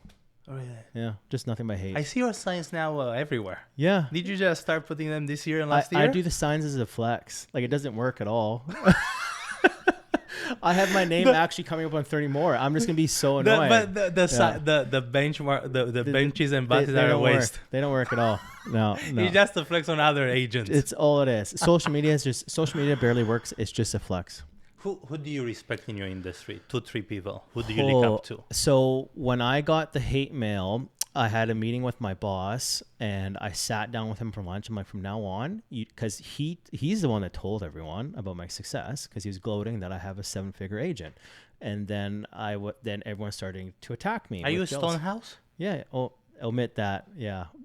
Dan, please omit that. I am a broke agent somewhere in the world. I just don't want anything coming onto my brokerage. Yeah, no problem. So when I had the meeting with the boss, I blocked and deleted every agent off of all my social media. But do you actually have a boss or just? Everyone has a boss. Okay. Yeah, it doesn't matter what you do in life. I have 3 agents that I allow to see my social media: Ty Corsi, Corbin, and Viet Du. Oh, I know all those guys. Yeah, the good guys. They're good guys, but Good I guys. surpassed all of them. I'm above all of them financially and sales. Like, well, how did you think you became so good? so I'm a solo agent. They are team corporation team corporations. Yeah. And you don't believe in that? Actually, no. Viet Du is a solo guy too. Me and him are the only 2 solo guys. I just don't believe in sharing my money. I can do it. You can do it by yourself. Yeah, 1,000 times better. And what Same thing in my coaching. I know some guys, they have a team like, oh, this coach does the check-in. But I was like, I want to do all this. My client, I know everything about them. Yeah, and it's also like I don't like teaching people, and like I've been asked so many times to teach everywhere, and I'm like, I'm very analytical. I'm like, why would I teach people what I do to create more competition for myself? When I retire, I'll go to teaching. Sure. Yeah. Once I make my millions and I have everything paid off, sure, I'll teach. What's the most you made in 1 year? This year's at almost 2 million. So, and that's just with one entrepreneurship, and I got Crazy. 4 going. Yeah. You have 4. Yeah, 4 total. I don't talk about it much, but yeah. That's okay. What else? What else do you I'm have? heavy into cryptocurrency. Yeah. Okay. I've done so much research for the last 2 years on all of it. It is the evolution of money. It is. It's going to happen. What do you get? Bitcoin or other stuff? I do everything. Okay. Yeah, Bitcoin actually never got into it. It's just it's just too. You have to buy $80,000 for one coin. Doesn't really make much logical sense. I'd rather buy XRP, a bunch of altcoins, Ethereum, stuff like that, or no? No, not Ethereum. Still no, too much. anything that's under $1, I'll go heavy into. Nothing Because $100 all or it does is $200. no, because if it's below $1, I can get way more value, and all it does is have to hit a couple of dollars to double X my money. If you buy Ethereum or Bitcoin to double X your money, you have to put so much capital down. You know, I'd rather spread it out. It might not even do anything. I could care So less. you like real estate and you like crypto? Yeah. What yeah. else? Podcasts is the new one. No, regarding finances. Yeah, finances to make your money in Canada. Real estate's number 1 for sure. Yeah. Cryptocurrency is the next big thing, so I definitely get people that. And the next one that people need to be very aware of is AI stocks. AI stocks. AI stocks. AI is the next big thing. Yeah, I see the AI with everything, technology. It's gonna explode. Right? Yeah, they've already done studies. Like I watch Elon Musk. You just copy what rich people do, and because rich people aren't stupid, and they have previous insider trading knowledge. So you just copy what they do. At what number of wealth would you consider successful, or retired, or happy? So my net worth is 2.7 right now, and that's nothing. Like me and my wife joke about, net worth is really high or considered high, but can't even buy a single family. True. It's insane. It's crazy. There's 106 listings in Langley alone over 1.5 and nothing's moving. 320 in Abbotsford, nothing's moving. So if you were to pay anything down, you go broke. Yeah, it's like so we decided to build a house because it's substantially cheaper. We're gonna go. I'm not gonna say on the podcast, but just Langley. Always stay in Langley. Langley's nice. I love Langley. Yeah, I live. Langley's my area. Yeah, I've been here for 30 years. I'll never leave. I hate what they're doing with the place here. I hate the construction, the immigration. Everyone says it, and this is not a racist comment because you're not from this country. If you're gonna come to Canada, conform to our ways of living. Period. Yeah. And respect it and treat it like a life changing. Yeah, like I have lots of good brown friends, black friends, Asian friends. Lots of my clients are Asian, but they conform to our ways. Yeah. And they speak English. I don't How hard is that? You know, I'm originally from Romania, East Europe, Romania, Bucharest. Yeah. I would hate from a person regarding the gender or the age to come to Canada. Yeah. And treat it with disrespect. Yeah, or now they're trying to yell if you see what's going on in the UK with all the immigration, they're trying to bring on Sharia law, and I'm like laughing at the feminists. I'm like, you guys fought for equal rights. If Sharia law, because it's all about majority, so 2040 the majority will be Muslim, and then it will be Sharia law with all the figures in government and voted in, and then the majority. So by 2060 Canada will be the minority. And it'll be mostly browns. I think you shared something that on your it's all true. It's all studies done. It's no longer a conspiracy theory. And then they will vote Sharia law in. That means you have to cover your face. You only show your eyes. You know. Do you think Pierre Poilievre can change much or no? I don't. He says the right things today, but it's like I think like I was doing another podcast about this. We should have accountability and time limits for successes for all politicians and business. I do this in business all the time. If you don't call me or get this done by 12 noon Friday, you're fired. No excuses. Yeah. And if you deal with some personal stuff in the daytime, you just stay up till 4 a.m. and you get it done. Yeah. Like, and then I answer my phone 24/7. Like I fire agents and mortgage brokers all the time. You can't answer your phone on the weekend. or on holidays, you're fired. See you later. Do you have some preferred mortgage brokers that you deal out of with? 300 that I've dealt with, I have 2. Give me 2. I can't give them their mortgage names. No? No. Okay. But I'll give you them later. But they answer their phone first ring, and they get back to me in a reasonable time, and they get shit done. Yeah, just like agents. Lot of bad agents out there. A lot of people that should not be agents anymore. Everything is show. Instagram, Facebook is all show. Everyone posts the same dumb shit. The reason why I become so successful is because I do the opposite of what You don't everyone post does. much about I'm just posting my successes, my words. That's it. You don't post like I'm this open house or I close No, this deal. because Nothing like that. I don't post anything that gives anyone an advantage over me. I just like my wife knows this. I will never give someone any information about me or anything that they can outperform me. I'll make sure they have I'll make sure I only give them what I want them to have. Period. I will never let them have advantages over me. For how long you been a realtor now? 12 years. Oh, 12. That's something. Yeah, a long time. Like it was never like this. Like first 6 years was hell, and then you finally figure it out. When did you start to make your 6 figures? 100K to 300K? First year First one. year. I've always been good at selling. Yeah. Yeah. No. First year to 12 deals. I've always hit like 20, 30. This year I'm almost at 80, which makes me Units. 80 units. Yeah. 80 units. Yeah. That's a good deal. That's crazy good for this market. I just built a system. I only work with rich people now, high net worth individual. High end. Yeah, because they all know each other. And then also the biggest thing in real estate is you have to look the part and be professional, and you have to, live with your code of ethics. Do you think you do better in real estate because you are fitter or not really in this case? How would you really... So when I became super successful in real estate, it's not how it's a whole package. Rich people only want to work with rich people. So I drive the Range Rover. I wear the suit. I look fucking like $1 million. I show up to the meeting. I don't do emotions. I don't do, hey, how's Timmy? I don't fucking care. I deliver, and I always deliver. So I have what people want. People want to make money.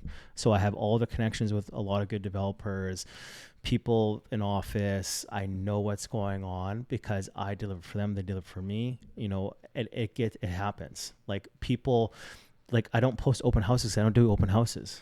You don't? No. Okay. I only do normal real estate or traditional real estate for family and friends. I don't take listings on anymore. I just do buyers. Because rich people want to buy in a bad market. This is considered a bad market. It's a buyer's market. So I really go after high net worth individuals because they're very analytical and they're very intelligent, and they know it's like crypto. You buy in the dip. This is the dip in real estate. Yeah. And once the rates are starting to come down, so what's going to happen next? The same thing that happened in 2020, 2021, or even 2014. It's going to go boom. And then we just made all this profits. People are going to start. The craziest thing about real estate is people, it's monkey see, monkey do. Like everyone bought all this real estate during the years of 2020, 2022. Yeah. You can't say the C word because the rates were low, but they were paying like $400,000 over asking price, which is the dumbest thing you could do. If you can buy in a bad market and be qualified for a higher rate, you will always make it, right? That's the best challenge in real estate. And we apply the practice to all my clients. I fire clients probably 3 times a week. You fire clients? Yeah, time wasters. What's the reason for firing them?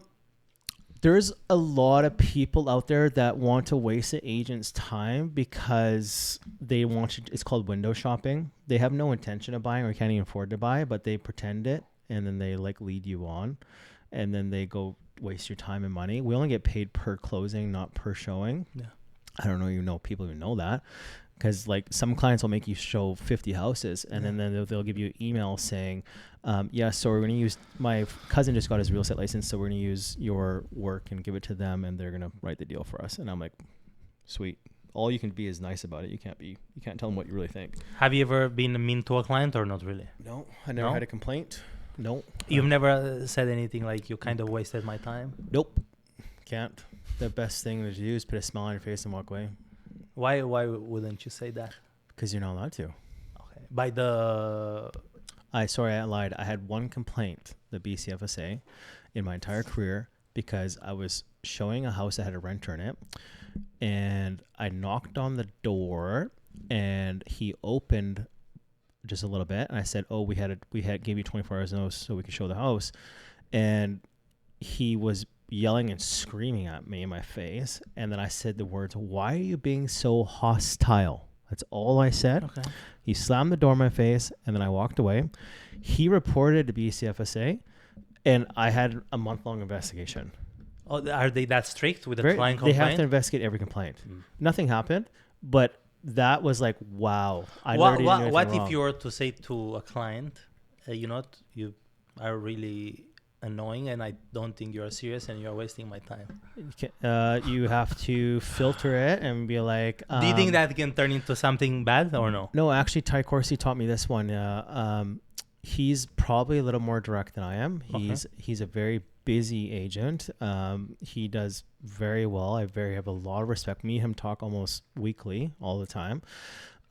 Just joking around about the real estate agents, buyers, sellers, just what's going on in the market, people's expectations. How he does it, he literally, he will say, someone will power call him all night while he's sleeping. And then he's so busy. You get to a point you're so busy, you just don't care. Like if you're going to be annoying, then you'd be like, you know what? I can no longer work with you. I am going to drop, you can say, I'm going to drop you as a client. You're more than welcome to work with someone else. It happens all the time. People, they call it dropping clients. I say fire. I now say you're fired. Period. Like that's very. You're allowed to use that word, fired. It's not a bad word. Okay. You're fired. Like if I'm very empathic. So if I'm going to meet you for the first time, I ask for documentation that you're pre-approved. Right away. That's how they qualify, right? Before you even look. Yeah. You don't go to any property to show to one if they are not qualified. Nope. Because that's a waste of time. I did that year one, and I worked 1,000 hours a week, and I almost killed myself. Stress, and I was like, wow, people like to window shop, so now moving forward, I should they can go by themselves for a walk. Let's go to the open house, see you later. Go for a walk, right? You choose to buy, call me. Yeah. And then also the real estate world, it's oversaturated with agents. It's too saturated. They shouldn't allow people to be agents anymore. Actually, I believe me and my bosses were talking about this, that I think real estate's probably done in 5 years for agents, because AI will destroy it all. Like you don't need an agent to sell a house. You just post it online. AI can set it all up. And I probably destroyed real estate right here. But honestly, it's a terrible industry. You have to, some of these agents spend $300,000 a year just in advertising. It's insane just to get a few deals. They break even or they just net a little more. So let's say they make $300,000-400,000 and they spend that much, $300,000-400,000. It's all tax write-offs, so they pay less income tax. But yes, you're also paying it just to advertising. So at the end of the year, you don't have much in your account. So you see the big show agents. Yeah. If you actually looked at their net profits, I'm the highest netted profit realtor of all time. My my advertising is 3 digits sometimes per month. So a couple $100. That's not much. You're saying some of these are paying $50,000 a month, and they're only at 50 deals. Wow, that's crazy. Yeah, because when you see the so are you top realtor right now as we talk today? With 80 deals, that should put me number one by far. Yeah, in my office, I think second agent is maybe 25 or 30 deals. I know, I'm not going to say their names, but some of the big names of the big teams, I think they're at 50 or 60 deals. But that's a team agent, totally different than a solo agent. Last year, the average agent in Canada was 10 deals, and I hit 65. But I still don't get my medallion because all my deals are mostly off-market deals. Okay. I don't do on-market deals at all. Do you care about the rewards, about this medallion, or not really? Or you wish in a way? I think it's funny when people post their medallions and then like the real top agents aren't even there, because real top agents aren't even in the picture light. Real top agents are working with developers and entrepreneurs. So it's all off-market deals. So they don't care about social media or going to events or rewards. A top agent. Well, I don't care. It would be nice to be acknowledged, but when I get acknowledged, I get hate mail because look, I don't look like a realtor at all. You know what I mean? I don't. You think your look has something to do with that? Like your tattoos, basically? No, because a lot of people have tattoos nowadays. But my persona is like I will only go to my office twice a year. Collect my awards at Christmas, and. Is your office in Langley, correct? There's a bunch of offices all over the country. But I just don't fit in at all. I'm definitely the black sheep. I just such a different mind thinking. Okay. I don't like. I think it's because I don't like fakeness, and I don't like it when I get a call from an agent that I never heard of. Hey man, can I go for a coffee so I can learn what you do? Why would I want? You never cared to talk to me before this. Why would I ever want to talk to you? Like, you never cared to be my friend before. Why do you want to? I know I'm not stupid. You want to be my friend so you can steal what I do. Like for them to accomplish something. Yeah, I always tell other agents we're at war with each other every day. Yeah. Why are we teaching each other how to be successful? It doesn't make any logical sense. What do you think about? I'm not sure if you want to have this on the podcast, but about the EXP reality and with their business model. I honestly don't really know much about them. I only talk to maybe Royal LePage clients or realtors. I stay to myself. I don't talk to realtors unless I respect them. But do you know the model? Like are they online? Well, I have a lot of realtor clients Yeah. and friends, so a lot of them transition to EXP. So when you join EXP, Yeah. there's also reward if you bring another realtor. Oh, it's you called get compensated. the referral system or downline system. Yeah. Most brokerages have that. We have that too. Okay. But I don't care to do it. Okay. A lot of agents, and I'm going to call them out for it, they will call me because of how many deals I do. They want to bring me to their brokerage so I can be on their downline because they get paid 2% per deal forever. Would you? That's a bit like MLM. Yeah, it's honestly demonic. It's not. You don't like it? No, okay, not at all. I think it's an embarrassment. It's just people are. I think it's literally $100 per agent you bring on. You get $100 plus 2% of their money. Oh. Why am I giving you 2% of my money? I even kind of fight that my brokerage takes $200 from my deals. I'm like, you guys don't do anything. I literally carry the team like on my shoulders. I literally am. Have you been with the same company forever? No, this for 2 years. The brokerages, I've been at one for 10 years. This one 2 years. What do you think makes a good brokerage? Simple 3 things. A good actually, and a bad. People try to poach me all the time. I go for dinner dates with them just to hear. Out of humor, I want to hear their sales pitch. My bosses have always had my back no matter what. And because I'll sit there and they talk to me like an adult, which I really respect, and I will educate them and they'll educate me, and they work with me, which I love on everything. Okay. Like if I have any questions, they usually answer with first ring, which I love. My old boss, the reason why I left the brokerage is because he wouldn't answer his phone for 6 years. It was non-existent. That's crazy. Yeah. So I always tell people it doesn't matter where you hang your brokerage or your license. Remax is really expensive. Royal LePage is expensive. My brokerage is really middle tier expensive, but I love the branding. I love the youth of it. They're very exciting. They do a lot of fun shit together.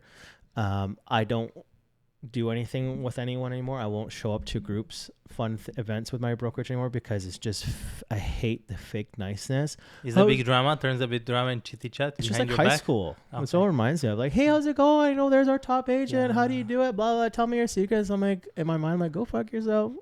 Yeah. You don't tell me how to do your shit. I don't ask you that. If I want to have a genuine conversation with you because you're genuinely interested in me, I'm an empath. I can tell you're lying. That's the biggest downfall of an empath. Can you sense someone right away? Like it's instantly before they walk up to me, I can feel it. If they're genuine or they actually do like me or they don't. What do you feel about me overall as a human, as a coach? Those 3 agents, I'll talk about those 3 agents I named that are on my social media. It's because they always treated me like a human being, and always were nice to me and respected me. Nice. And that's why I respect them back. Nice. Now you as a coach? Yeah. No, I think you know your shit. You're definitely alternative thinking. You're not, we have a daily system, a report system. So this is a thing when we talk about the accountability thing. The biggest thing about diet is having someone superior than you in thinking and having an accountability coach. I've never lied to you for a year about what I eat. I make sure, I don't care if I'm embarrassed or I fuck up, I report it every day on what's up. That's what we do. We have a whole year's worth of data. That's what I respect about you. Mm. And that's what I respect about the client. Yeah. And that's what makes a client great. Mm-hmm. By being transparent. Yeah, if you're not honest with everything, then you can't beat it. This is the struggle. This is where you want to get. Yeah. Simple math. Communicate it. Yeah. This is where I am right now. This is what I'm willing to do. This is where I want to get. Yeah, and it's I never thought because I'm very alpha mind. Okay, I never one thought question. I have authority over me, and it works. Are there any things that you don't really like about me as a coach? Is there anything, or you wish some things would be a bit I'll different? be honest with you. Fully honest, of course.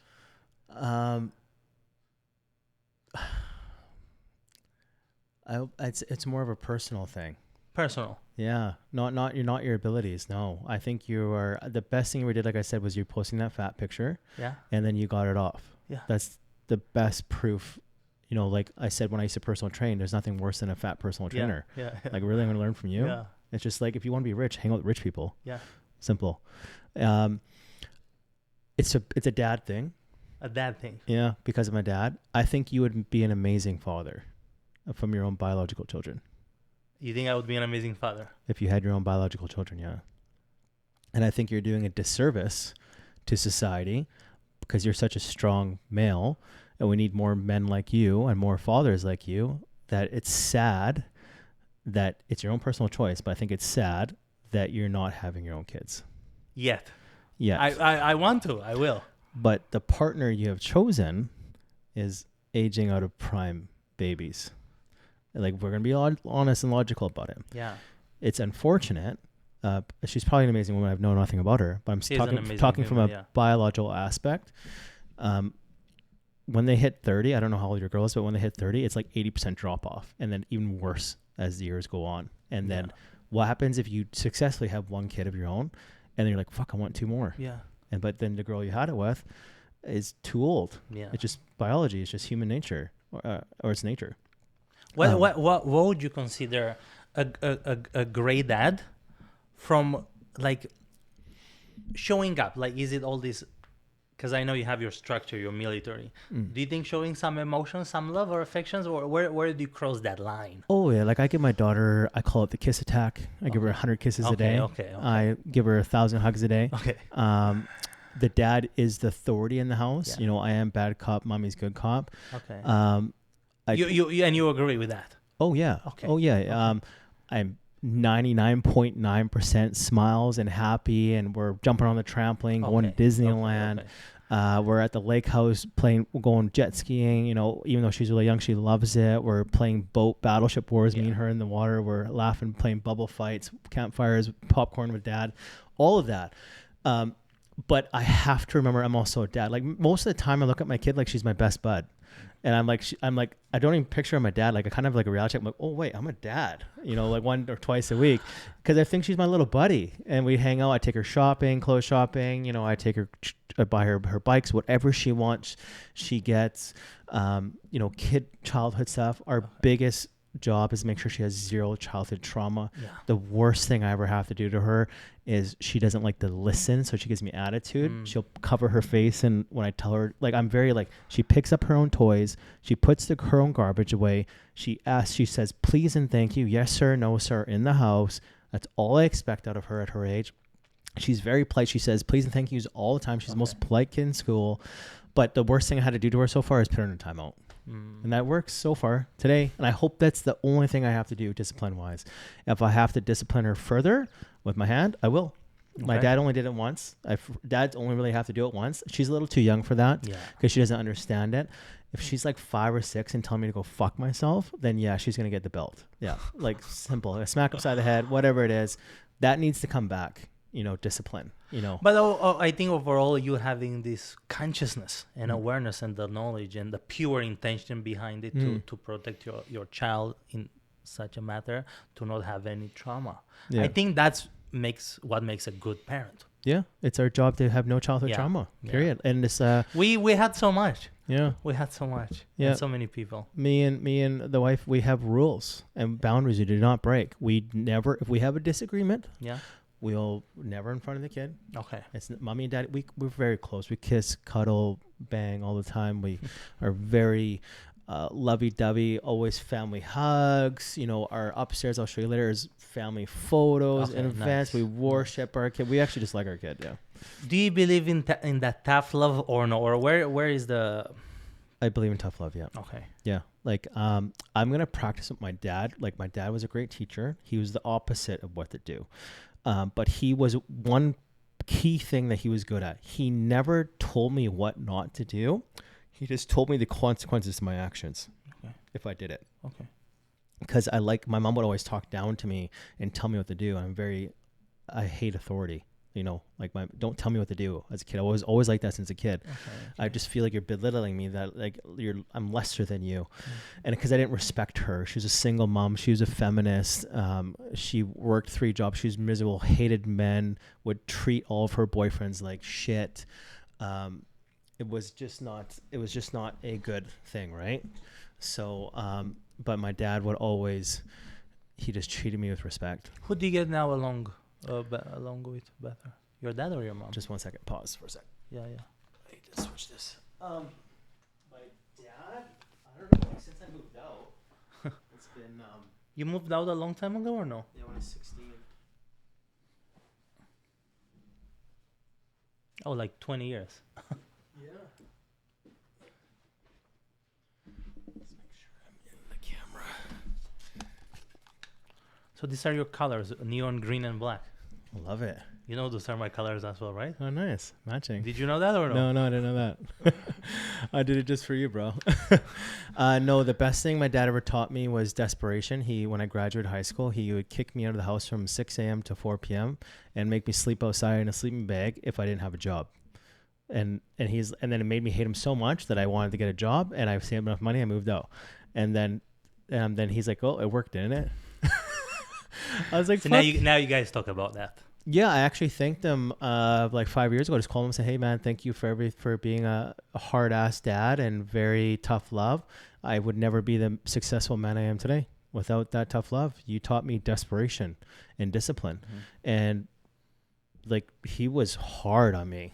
Like, he would get so mad at me if I did something stupid that affected the family.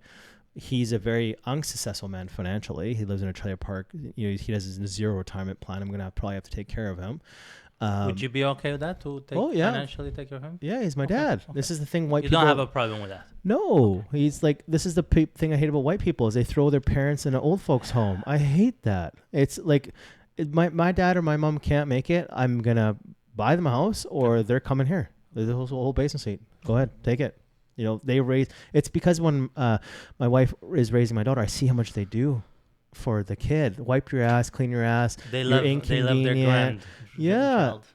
And then I'm just like, just because your mom and dad start shitting themselves, you did that too as a kid, and they wiped your ass and took care of you. They sacrificed their freedoms to be with you. Too fucking bad. This is what Browns and Asians do. This is why I love them. They have really good family morals they do. And values. They take care of their own. I'm like, it's so sad to see why people are such trailer trash nowadays. It's disgusting. We're such a declining race that it's so bad to see. We're so selfish. We kick our youth out so young. There's nothing more than you seeing a 16 or 17 or 18-year-old boy or girl. Mom and dad kicked me out. Well, you kicked your kid out. That's your kid. Like, we want our kid to stay till she's old. Right? I agree with that. That's what being in the house. Yeah, what other better place than... Yeah, safe. Exactly. We think the same way, and they're like, "Oh, wait till she gets older." I'm like, honestly, I think a kid acts out because of bad parenting.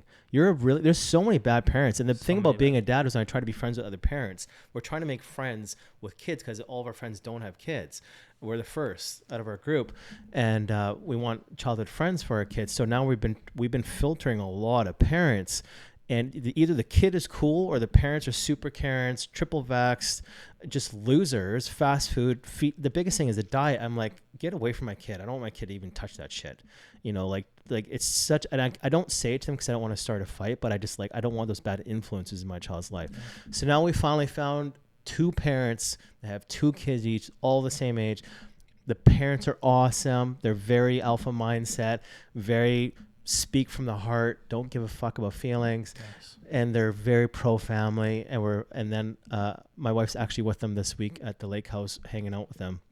I'm like, keep hanging out with them. I really like them. I really like the dad. The mom is awesome too. And let's make some friends with kids, because we don't even like single people anymore. Or we don't even want to talk to them. They can be dangerous. They're dangerous to the family. They project so much. Single people project so much. Yeah, there's nothing, like I always tell men and women, like especially women, there's nothing worse than you being a mother and you having your friend's single advice. Yeah. They know nothing about a family. Family's pure sacrifice. That's all it is.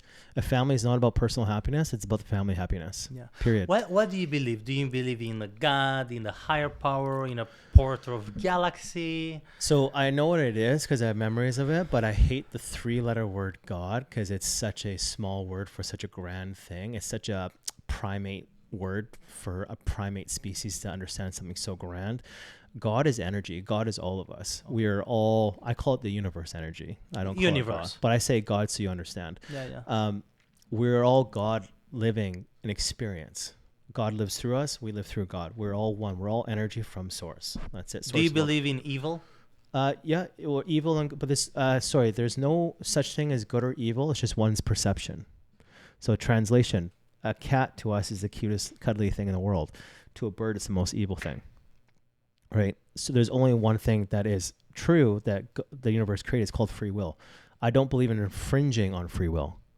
If you want to live a life of fatness and bad habits and bad parenting, totally fine. But never complain about the outcomes. Okay. Right? If you infringe someone else's free will, like you go and rape them or beat them up or steal their money or destroy their lives, you use a thing called karma that's going to clean your clock. Right? So like some cultures, like I've studied them, which makes total sense, is the reason why a lot of people are like Buddhists are saints their whole life is because you have to clear your karma before each lifetime. And if you have karma, like you even like abuse yourself, like coke addictions, like I died from a coke addiction in my past life, you carry that karma onto the next life and you reincarnate to a newborn karmic body. debt until you clean karmic debt.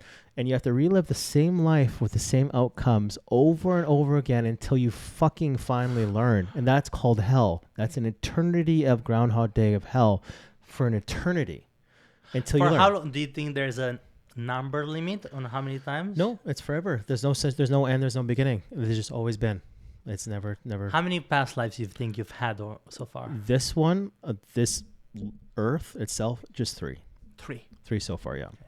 Yeah. It's 3. I have to retranslate that because it's not quite accurate.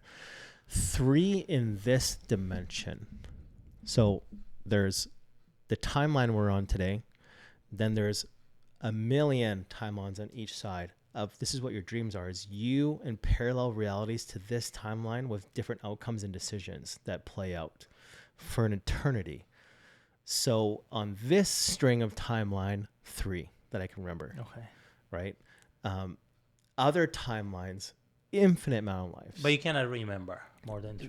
It's useless. What were these 3? Were you a man or a girl or an animal? So when you're in your soul form, there's no such thing as female or male. That's just a body experience. Okay. So when you have a soul incarnating into a female, but it's used to being a male in most past lives, this is where you get the gay from. Like, no, I'm actually a man energy because that's what I identify as, which I totally agree with on that part of it. Me, I've mostly, from my past life, if we're going to go like past life from different lifetimes, people are going to hate this for this, or some people are going to love it, is I only remember one lifetime I was an Asian lady. And how I remembered it, I was looking in the mirror and I had long black hair. I was a skinny little Asian girl. And I just remember it. And you've never used medicine? No, mushrooms or ayahuasca? No, I have these abilities. That's crazy. That when I start talking and we're having a conversation and you're talking to me, my mind will translate it 7 minutes faster than you even saying it. So I'll read your thoughts, and then I will understand the conversation in full. And this is why I'll cut people off, because I'm already over the conversation, even though you haven't finished, and I'm moving on to something else, even though I know what you're gonna feel what you're saying. Are you able to do that now? I can feel the outcomes of things. It's not an English translation. It's hard to say. It's like a feeling. I can just intuitive feel what your intentions are, why you're here, who you are, if you're generally a good person. I could feel something else, but I'm not going to say it. You do? Yeah, I can feel it, but I'm not going to translate it.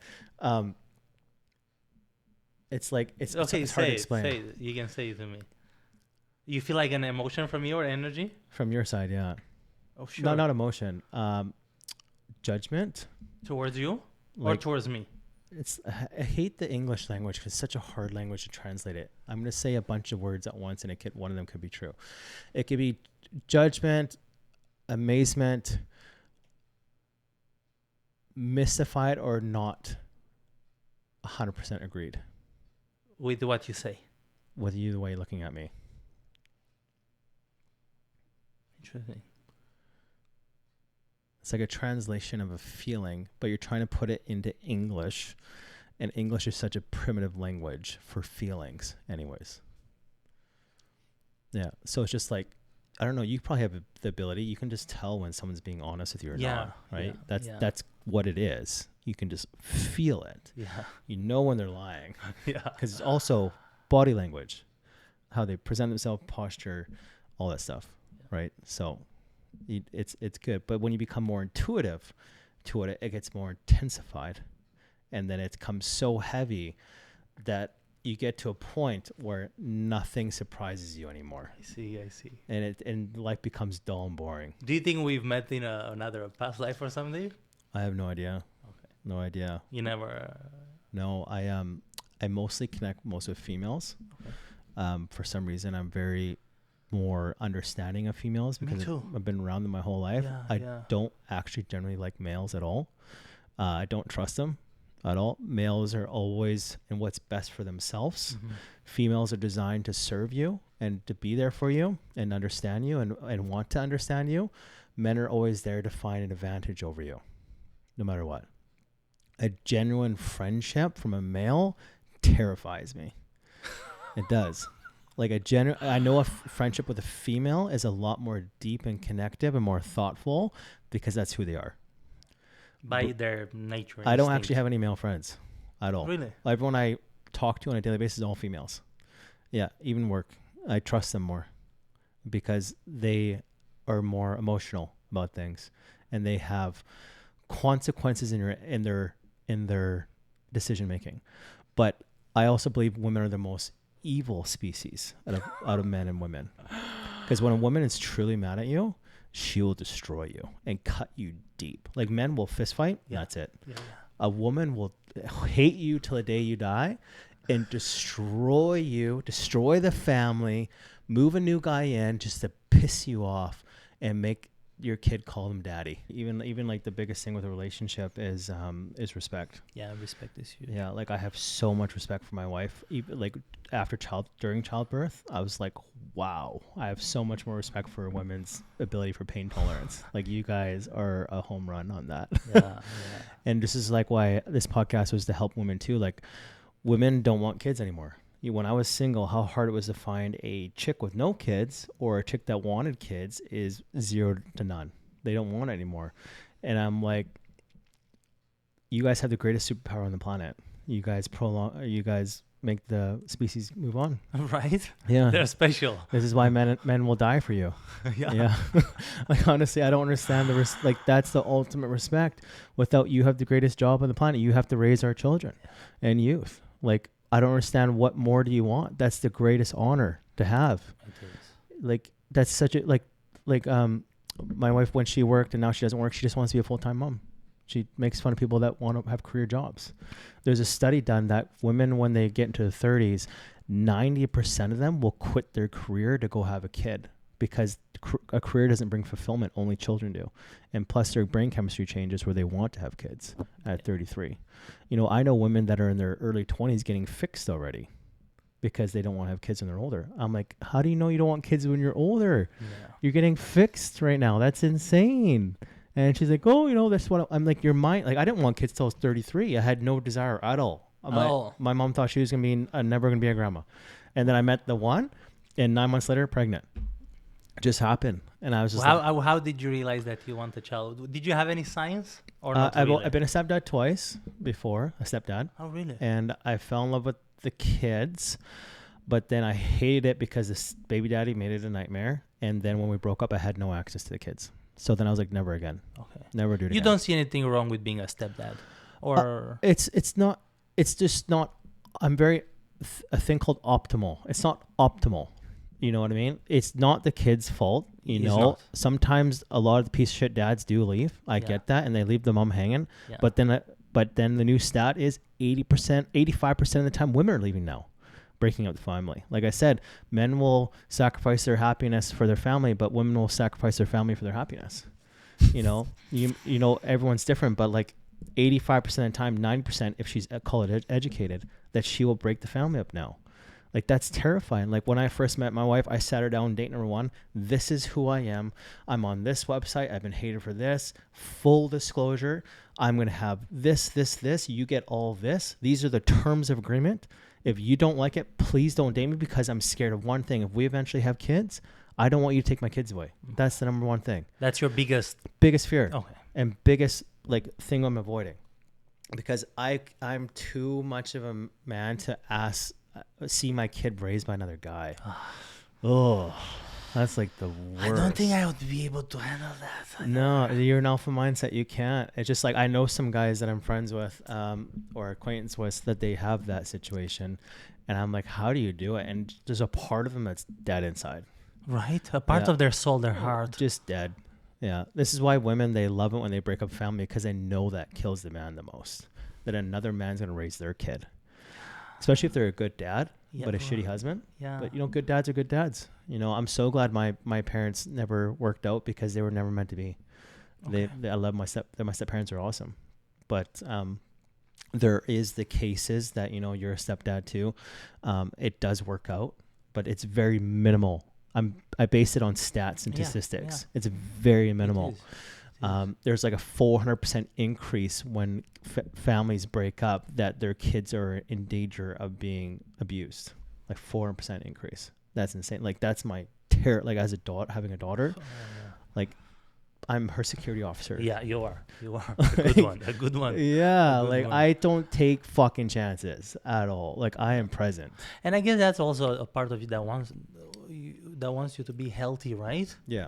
Be there for your the biggest thing children. Is I want to be healthy. This is why I hired you. It's because I saw a repeating cul-de-sac effect. I call it the cul-de-sac thing, where I'm spinning. I make some progress, but then I end up in the same area years, and I was wasting my youth being a fat loser.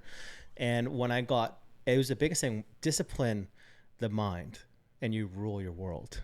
So disciplining the addictions and becoming fit, everything got better. Not just my body, finances. My wife, she looks at me, bites her lip. Like, girls, like, just attraction, just wanting to be wanted. Men looking up at you. Being an example is the biggest thing for your children and for other people. Lead by example. That's the biggest thing. Don't preach it unless you are it. That's the biggest thing. I used to think it, but I'm like, before I start the podcast, I should probably get in shape. That was the biggest thing, and get my money up. How often are you planning to have the podcast? Like, how many times once per week or once a month with different guests? We did recorded 7 episodes in 2 weeks, so 1 episode per week. Okay, that's good. That's it. How long it takes? About 2 hours? Some of them are like 40 minutes. Some of them are 2 hours. It depends on the topic. Yeah. Some of them are actually 30 minutes, but that's by myself. But it really hits home very direct. Yeah. Like, I'm fucking telling you how it is with all the stats, and change it. Get your ass. And you have someone editing it for you. Oh, yeah. Nice. Yeah. He's my Danny boy. He's really good. Yeah, because I hear you, Danny boy. We've already got like 10,000 views just on short clips. Yeah? Yeah. That's amazing. Where do you post it more? TikTok? TikTok to get the attention, and YouTube to get the money up. And X. Those are my 3. I love X. And Instagram story just for whatever. Instagram's just whatever. Instagram doesn't even do shit. But X is really good now because Elon Musk took it over. It's a free speech platform. They allow everything. Even the C word? Where you can do. There's even racism on there that's allowed. Really? Because he believes in all views. Yeah. It doesn't matter Christian, Catholic, Islamic. Yeah. It's everything, because he believes in the Constitution where freedom of speech, doesn't matter how offensive you are, don't look at it. Don't look at it. You can't incite violence, but you can say whatever you want within reason. Like, there's a new thing on X. It's called the Canadian Patriot, and it's huge. It's blowing up. It's a page for people that want Canada to get rid of immigration and go back to where we were 100 years ago. Make it Christian, Catholic values, and that's it. Kick them out. Because we're terrified right now of what's happening in the UK. It's full-on war, civil war, and people are leaving there by the droves to come over here, the US. But now We let in 1.2 immigrants. Why do million. you think this is happening to Canada? I know what's going on. I just don't want to get fucking kicked off YouTube for telling the truth. It's like Maybe Danny got it. I'm gonna say it's called the Great Reset. Great Reset's the number one thing. Then it's the Great Immigration Replacement Theory, where they're replacing the population because immigrants are having 3 to 4 kids per 2 people. We're only having 1-2 point kids per 2 people in for Caucasian culture. They said the reason they're doing that is because immigrants listen better than white people. White people historically have Would always you consider started. us white people or no? I'm a Canadian. I'm a North American. What about your parents? Born here as well? Yeah. Okay. Yeah. Would you consider me white people or not?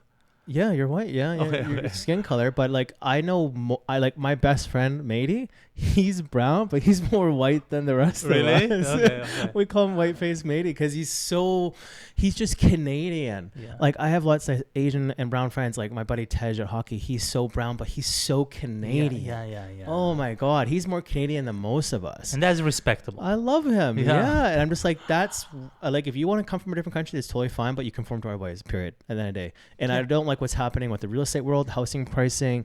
They're building their form of housing over here when you should be building farmhouses over here. For us, this is our culture. Yeah. They're getting rid of all Catholic and Christian religions. They're bringing Islam law, the transgender fucking way of thinking.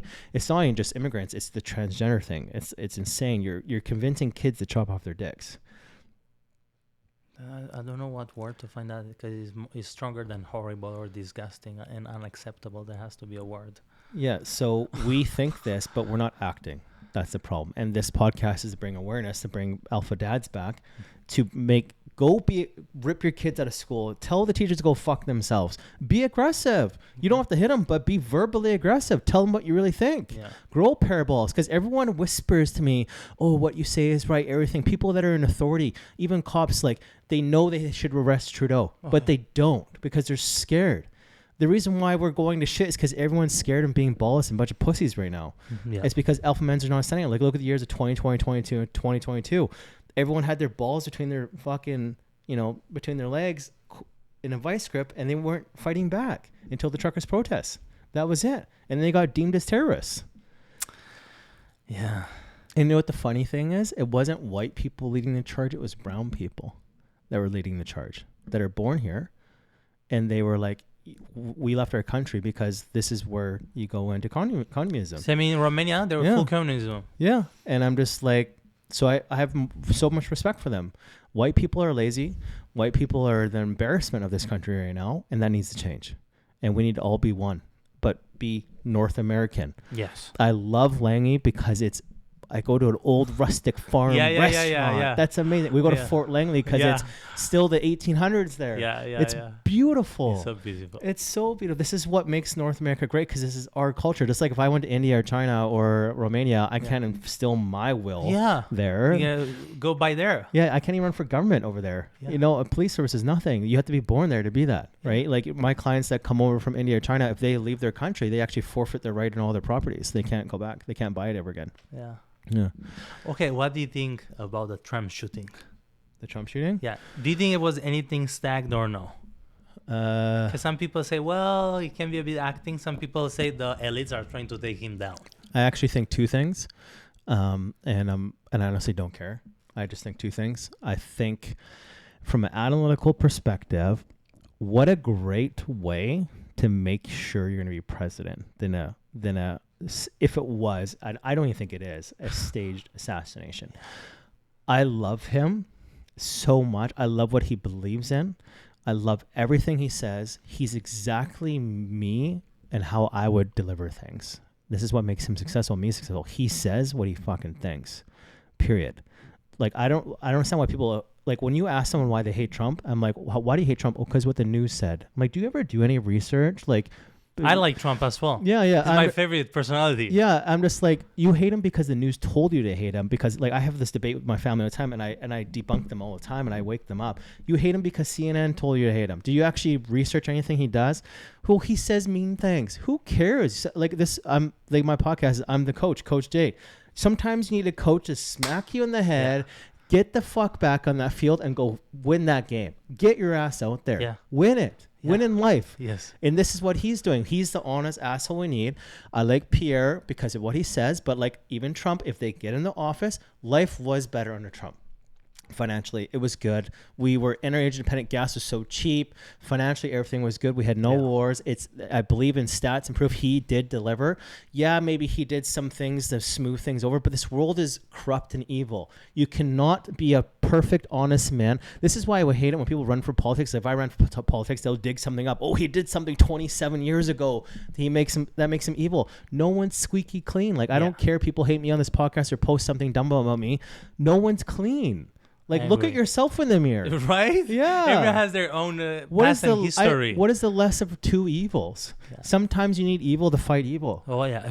Exactly. Right? Exactly. Like, my mind goes so dark that I need to be darker on myself discipline-wise to control that beast. That's the only way you can have. You never have discipline out of self-love. Yeah. You need that. Yeah, like I'll sit there and I woke up this morning so mad at myself that I went and had 3 bites of popcorn, 2 bites of a poutine. So mad that I made myself sick all night. And instead of taking Tums, I made myself suffer. I'm going to suffer and cry at 4 a.m. because I'm so much pain from eating that I'm going to make sure myself fucking learns to move forward and stop repeating the dumb mistakes. This is what I'm saying. People are like, I dieted for 2 weeks, but it's someone's birthday. I'm going to go have that cheesecake and line a blow. It's like, that's not how you win. That's how you lose. That's how you end up back at day number 1. You know, my longest streak was 55 days with you of perfect eating. 55. Yeah, something like that. 55 or 45, whatever it was, of straight. And I noticed one major thing. The longer you're clean, the easier it is to stay clean. Yeah. When you have these, it's like the lake house. I get a be burger. Here and there, no. No. So this is why, like, I struggled yesterday because every weekend's been the lake house and burgers and nothing that gains weight, but just keeps me even. But then I'm like, okay, you know what? This weekend coming up, I don't want to do burgers or sausages. I'm just going to eat clean because I hate coming out of the Sunday and I spiked a little bit and then I have to suffer all week. Why don't I just have more of an even 15 days? Yeah. So then it starts dropping off for the last 28-pound cut, right? Yeah. So ease into it. If I have to straight turkey cut it, September 5th, that's when it's over. It's going to be harder for me for 2 weeks mentally so I'm just going to slowly wean myself down. It's like getting off TRT, slowly wean off. Because if you do a cold turkey, it's so much harder. And now I'm just doing a slow cut, like slow now. So this weekend, maybe some homemade popcorn, probably not. I feel so sick right now, even today. So I'm going to let myself suffer and I'm just going to eat. I'm not going to bring anything with me but my meals. That's it. Yeah. And you don't drink coffee? No. I love coffee. Fucking hate it. My wife drinks like 4 cups a day. Me too, 3. She can't even talk to her unless she's on her second cup. Actually, we have a rule in the morning, especially on the weekends. We don't talk to each other in the morning. I need at least 2 hours. My shower, my reading, watch some YouTube clips, some news, some real news, digest, and she has to have her 2 cups of coffee. We'll sit in the same room, but I don't do small talk. Hey, how's it going? How's your sleep? I don't care. Like, don't talk to me. Especially if I don't shower yet. What about nighttime? Any routine? I don't go to bed till like 12 or 1 because my life is different. She goes to bed, like, especially winter, she'll go to bed at like 8 p.m. Oh. So you still have your time at night as well? I see them every day. She's home from 2 to but at night time, like 10, 11, 12, that's your time by yourself. Yeah, they go to bed. So during the summers, Vera has no sleep time because we're at the lake house. She can stay up as late as she wants because I hated the bedtime. Vera is your daughter name. Yeah. I hate the bedtime regiment my parents had. You know, if it's still nice out, kids are out playing, go have some fun, be a kid. Yeah, enjoy it. Agree. You know, as a parent paying bills, I'm like, being a kid is probably the best time of your life. Enjoy it. Yeah. I'm going to give you the best childhood possible. So you inspire to be that for your kids. And we break the chain of, my family. And, but we're a regiment family, for 8 months, starting September 5th, all the way to May long weekend. It's regiment. Like, I'm in the gym 5 days a week. She's in the gym, 3 to 4 days a week. Perfect eating. We only have Halloween and Christmas. That's it. There's nothing else going on. Oh, sorry. We have Disneyland, this October 2nd for 3 days, but that's just a quick trip. But other than that, there's nothing. So just straight goals, save money, work a lot, bank hours, make a lot of deals, just be successful because we always take May long weekend off until September 5th off. So we always have the nice summer. Yeah, I think that's We fair. pay That's a all of good our bills for a strategy. year. Nice. Everything's paid up till January 1st. And then just whole year of just having fun. There you go. That's our life. That's a good life, I think. It is a good life. Yeah. Yeah. You got to work hard. Like people you make a lot of money, but you don't. How many hours do you work sometimes? You have those long days till early morning, late night, or always between? Lately it's been getting a lot to the point where I need to take mental breaks because I'll start getting short-tempered with people's decision-making abilities. So I'll give them analytical data that proves what I'm saying. Then they will have some uncle that lives in a basement suite that has a tinfoil hat that has never made money in real estate and then talks them out of making money. The reason why I make a lot of money is because I make a lot of people money. And then I lead by example. I don't buy anything that, if I'm selling something, I buy it and I show proof. I bought it, I paid for it, because I believe in it. And then I lead by example, and then people jump on board. And they're like, this guy's really successful. I let them follow me on Instagram so they follow my personal life and they know everything about me. And then I show them analytical data, how much money I make, everything, all this. And then I lead by example and they want to jump on the train, and I also care. I actually generally care about if someone comes to me and they're a true hardworking person, 9 to 5 fucking construction worker and works their asses off. And they're like, I saved 30 grand in 5 years.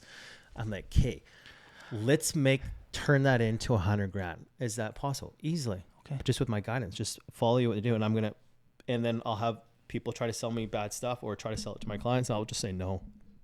They trust me because I only post good shit. I get developers that call me weekly to help them sell out their buildings, and I'll analyze everything they send me. And then if it's not good, I won't attach my name to it.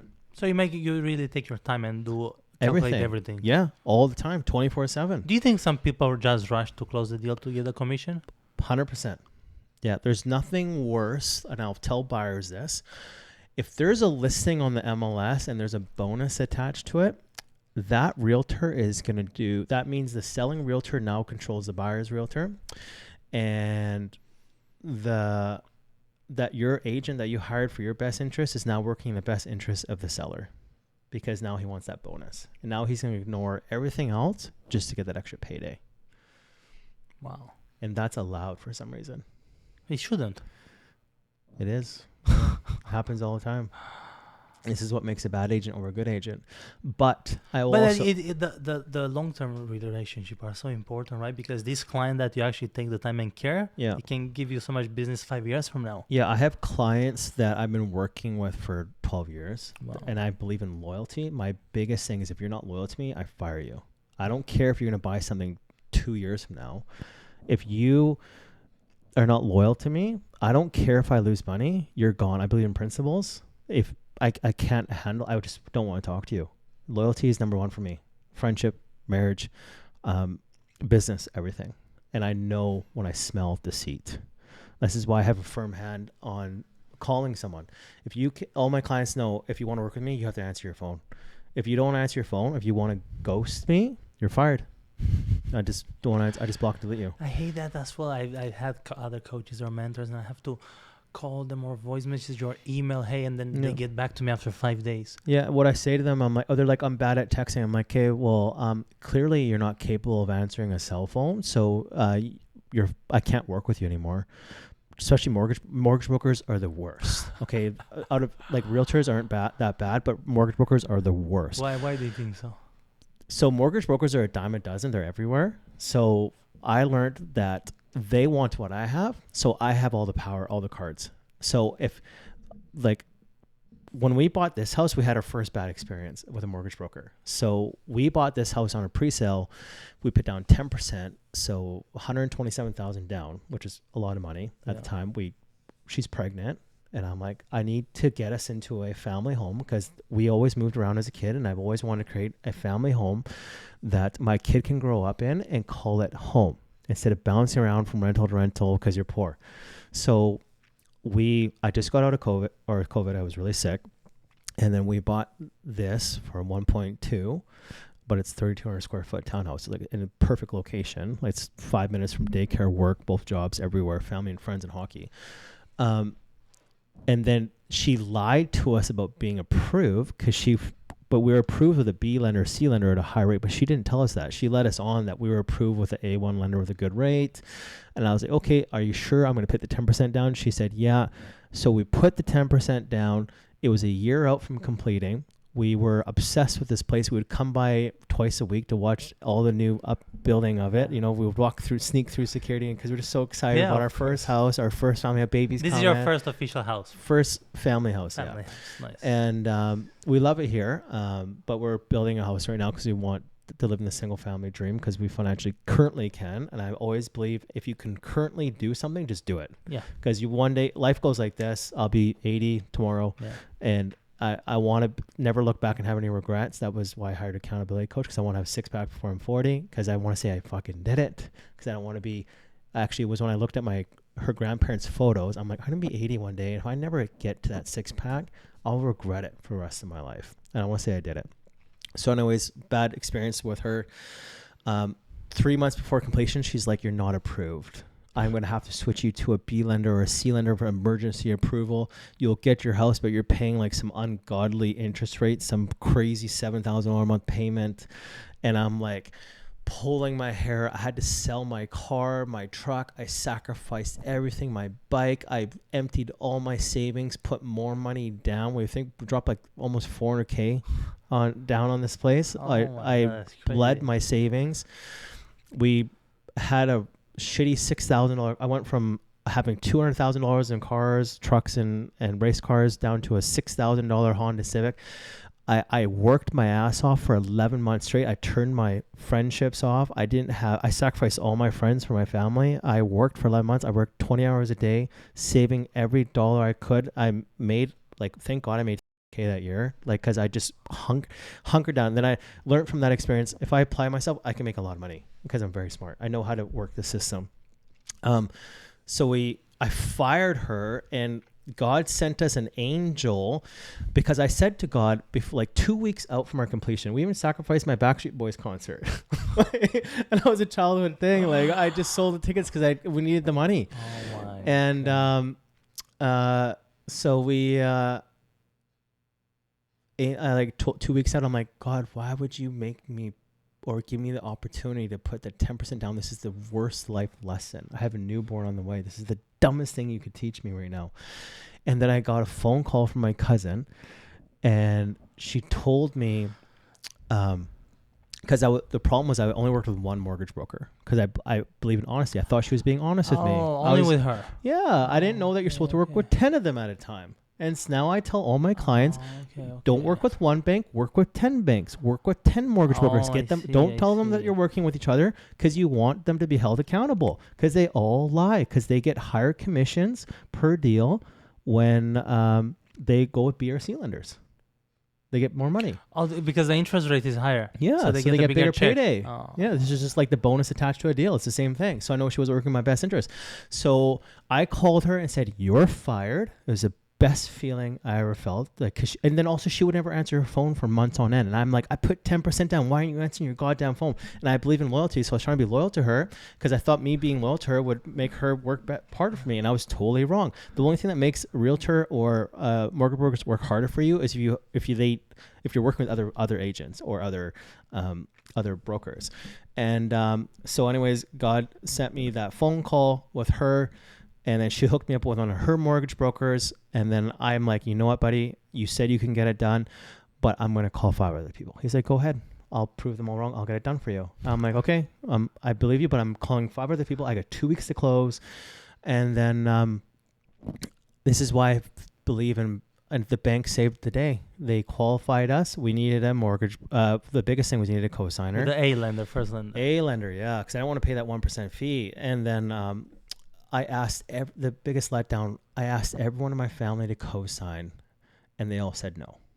Every single one. I'm like, wow. Mom, I'm going to lose $127,000. I'll just sell the house tomorrow to get your money back. It's our first time home. The baby's born in 2 months. I sacrificed it. She's like, no. And I'm like, you're my mom. You're supposed to be my superhero. And I know she can qualify, but she just said no. My dad this is why I love my dad. He always says yes, because he'll always be there for me. But he tried, but he didn't qualify because he had a truck loan or whatever it was. I was like, you know what? I love you for trying. That's all I ask is just to try. If I fail, And but your I want, mom just didn't. she said no. Why do you think so? She's a fucking bitch. No offense, she is. But now I know who she is. She's still my mother. I'll always love her, but I know what she is. If that makes sense. And you don't like that part of her. That's okay. Yeah, I don't like a lot of parts of my dad, but I love him no matter what. You know, that's just who they are. Her brother saved the day. Came in a white horse. He's like, I'll co-sign for you guys. Her brother. her. I can't say his name on here, but her brother saved the day. The co-signer. Your uncle. Uncle, yeah. Okay. And then he saved the day, co-signed, and we dropped $400K, and now we. But you still have to put $400K down. Yeah, I wanted to anyways, just for a cheap payment, because leaving your money. This is what I tell people that want to invest with me. Leaving your money in the bank is the dumbest thing you could do. You lose 15% a year just with inflation. Fiat currency is the dumbest thing you could hold money into. Just like my brother, he has $100K in savings. Do you like Grant Cardone? Cardano? Grant Cardone. What is that? Grant Cardone? No. The realtor, the investor, the real estate. I don't talk to him, bro. No, he's like this guy from US, the 10X movement.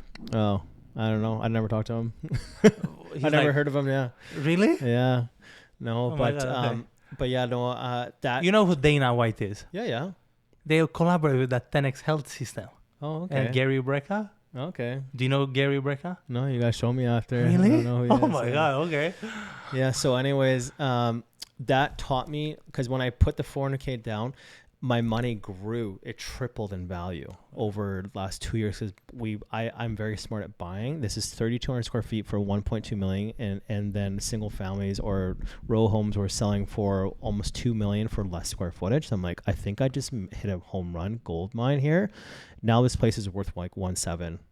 Yeah, and I made so much money. $500,000 more. Oh, already, yeah. That's so I crazy. got $900K in equity just sitting in here, ready to go. So I'm like, Nice. hey, you know what? We'll sell this bitch. Use that $900K equity to build our new dream home. Nice. And then the light bulb went off. I'm like, invest every dollar I have. I have $1,000 in my bank account. Are you serious? I do what Elon Musk does, yeah. Because when you own a corporation, I don't own anything anymore. All my corporations own everything, and I live through lines of credit. And then when I get paid, my money from my checks pay my line of credits or credit cards off that are held in trust in my corporation. So you I have pay, the trust. yeah. LLC. I have two corporations. I'm not going to name who they are. Okay. Yeah. But they own everything. I just have the key. This is what Andrew Tate taught me. I'm a rich guy that doesn't own anything, but I happen to have the keys to everything, and I use it when I want to. And I'm like, oh, light bulb. So I hired a good tax accountants, lawyers. You think that's the best strategy? Oh yeah. Okay. Because if you own something directly, you pay so much more taxes. Okay. This is how rich people avoid taxes. Is when your companies own everything and everything's paid through your companies, and your companies pay within each other, and you're not paying yourself anything direct, you pay virtually no income tax. Yeah, so you can claim X amount of dollars and pay X amount of dollars in taxes, and it's all legal, all by code of law. Everything's legal. Yeah. And it's So just you like, don't pay much taxes. no. Everything's write-offs. I do amazing. everything legal. Everything's accounted. CRA passes everything. I do my taxes every year. Nice. I just learned the hard way. I always ask people, like when they're 9-to-5 construction workers or plumbers, they pay like $2,000 every 2 weeks in taxes. Like, you pay way more in taxes than I do, and I claimed I'm not gonna say what I made on paper, but I made so much compared to you. And the crazy thing I learned from actually TikTok teaches me a lot too from rich people is like my cars. I get them for free because I offset my tax. You have to now. Yeah. I offset them. Range and the BMW. Yeah, I got the BMW for free because I offset my taxes so much with write-offs that the money I saved in income tax pays for the car. And Did you buy them or did you lease them? I never buy anything outright. That's all leases. Just lease it. Yeah, because Nice. everything's right off. Yeah, no. The best thing I follow this one guy on Instagram. He's like, more debt is better than no debt. He's like, I'm actively trying to get more debt because the more debt you have, the more you can use a tax write-off. So if you He's not Robert. he's actually a black guy. He's really smart, intelligent. I learned a lot from him. I really respect him. So if you make a lot of money per year, you have to say the tax law in Canada is like 50% of it. So you make $1 million, you pay $600K in taxes. Yeah. But if you have write-off, so he has so many monthly payments from lease or mortgage. So the biggest thing is I own like 10 properties, but you can write off all the interest in all of those. So if you have high interest loans, which I do for a reason, those are all tax write-offs. So instead of owing $600K, you owe $5,000. Right? There you go, smart.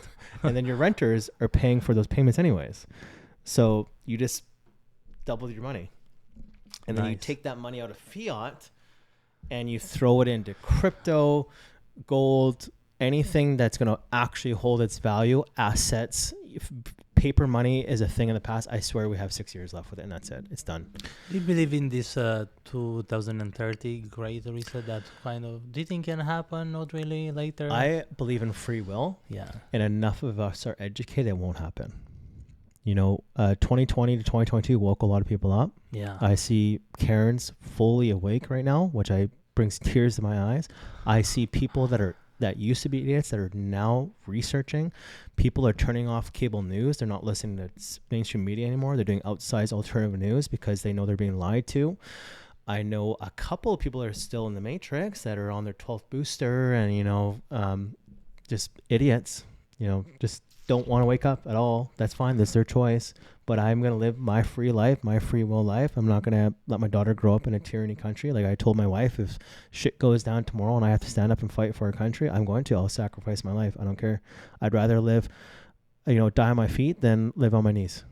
I will never give in to tyranny. Never. I will never be someone's bitch. Never in a million years. I will fight for free will. And I will fight for my daughter at the end of the day. I think the boosters, the shots, we can say those words, right? Shots? Say the jab, yeah. Jab, right? Yeah. Okay. Booster jabs, yeah. I think the jab was a real test for a lot of people, for their character.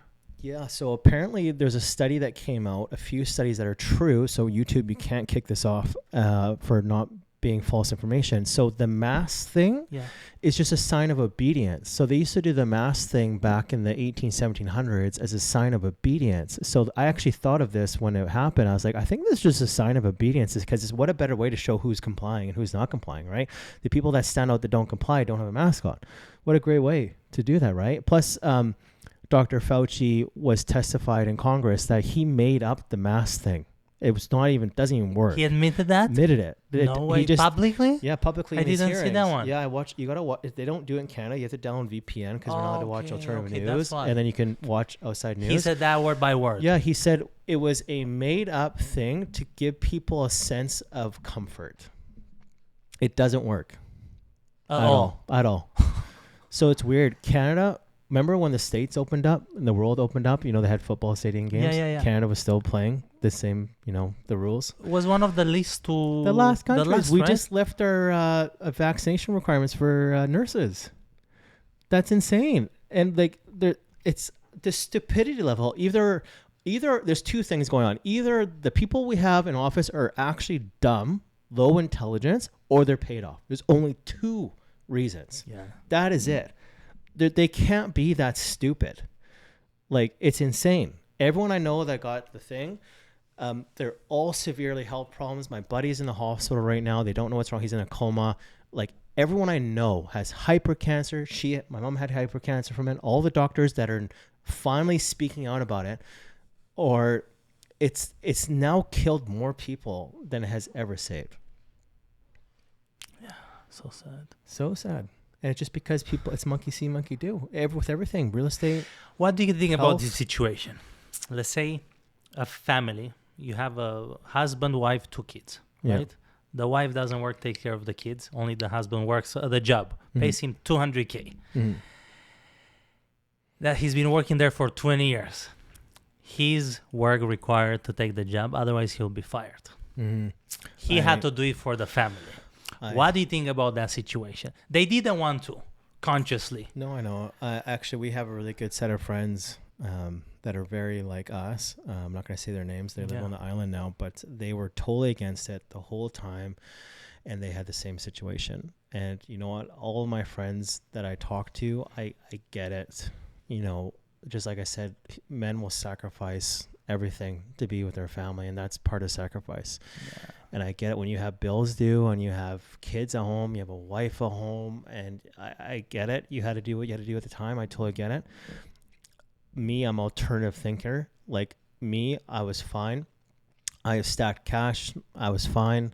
Like people are like, people always say, they think I'm rich from my parents. I'm not. Like, grew up in a trailer park. I can assure you I'm not. And people say today, like, the biggest fight I have is like, kids are expensive, or I can't do this because I'm too broke. No, it's just because you're dumb. You're not creative enough. You need to raise your intelligence and create ways of making income stream. Like I said, when you talk to a rich person, they're usually dumb as fuck. They're just smart at one thing. That's it. The money. Yeah. How to make money. They don't need to know about cars or houses. It's crazy how money actually has no value. It's only value because we give it value. It actually doesn't mean anything. It's just a piece of paper. When the world goes to shit, doesn't matter how many stacks of cash you have, it doesn't mean shit. That's it. That's why it comes down to your morals, to your character, to your intelligence. Ability to act and right now, we probably live in the most dumbest period of time. I'm convinced. If you study real history, like I study real ancient history, the intelligence is totally different than today. There was a study done where this guy goes around to college campuses in the States and he shows pictures of like Kim Kardashian and then like, Abraham Lincoln. They're like, who is this? Every time they know who Kim Kardashian is, but they don't know who this guy is. Wow. Like 9 out of 10 Americans can't even name where America is on the map. 9 out of 10 Americans can't even name 3 countries. That's crazy. That's how dumb we are today, yeah. What do you think about this whole thing? Like, let's say, with the women working, do you think there's something wrong by a female being successful in her work? No. Or where is the balance? Because you have female friends, female entrepreneurs that help you with your work. Yeah, I'm free will. Okay, do what you want. Okay. But I don't want to hear any complaining of the outcomes of any decision.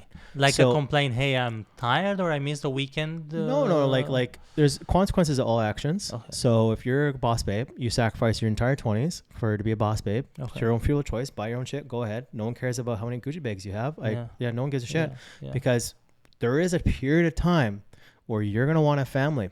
90% of you are going to want it. Maybe 30% of you will act on it. Okay.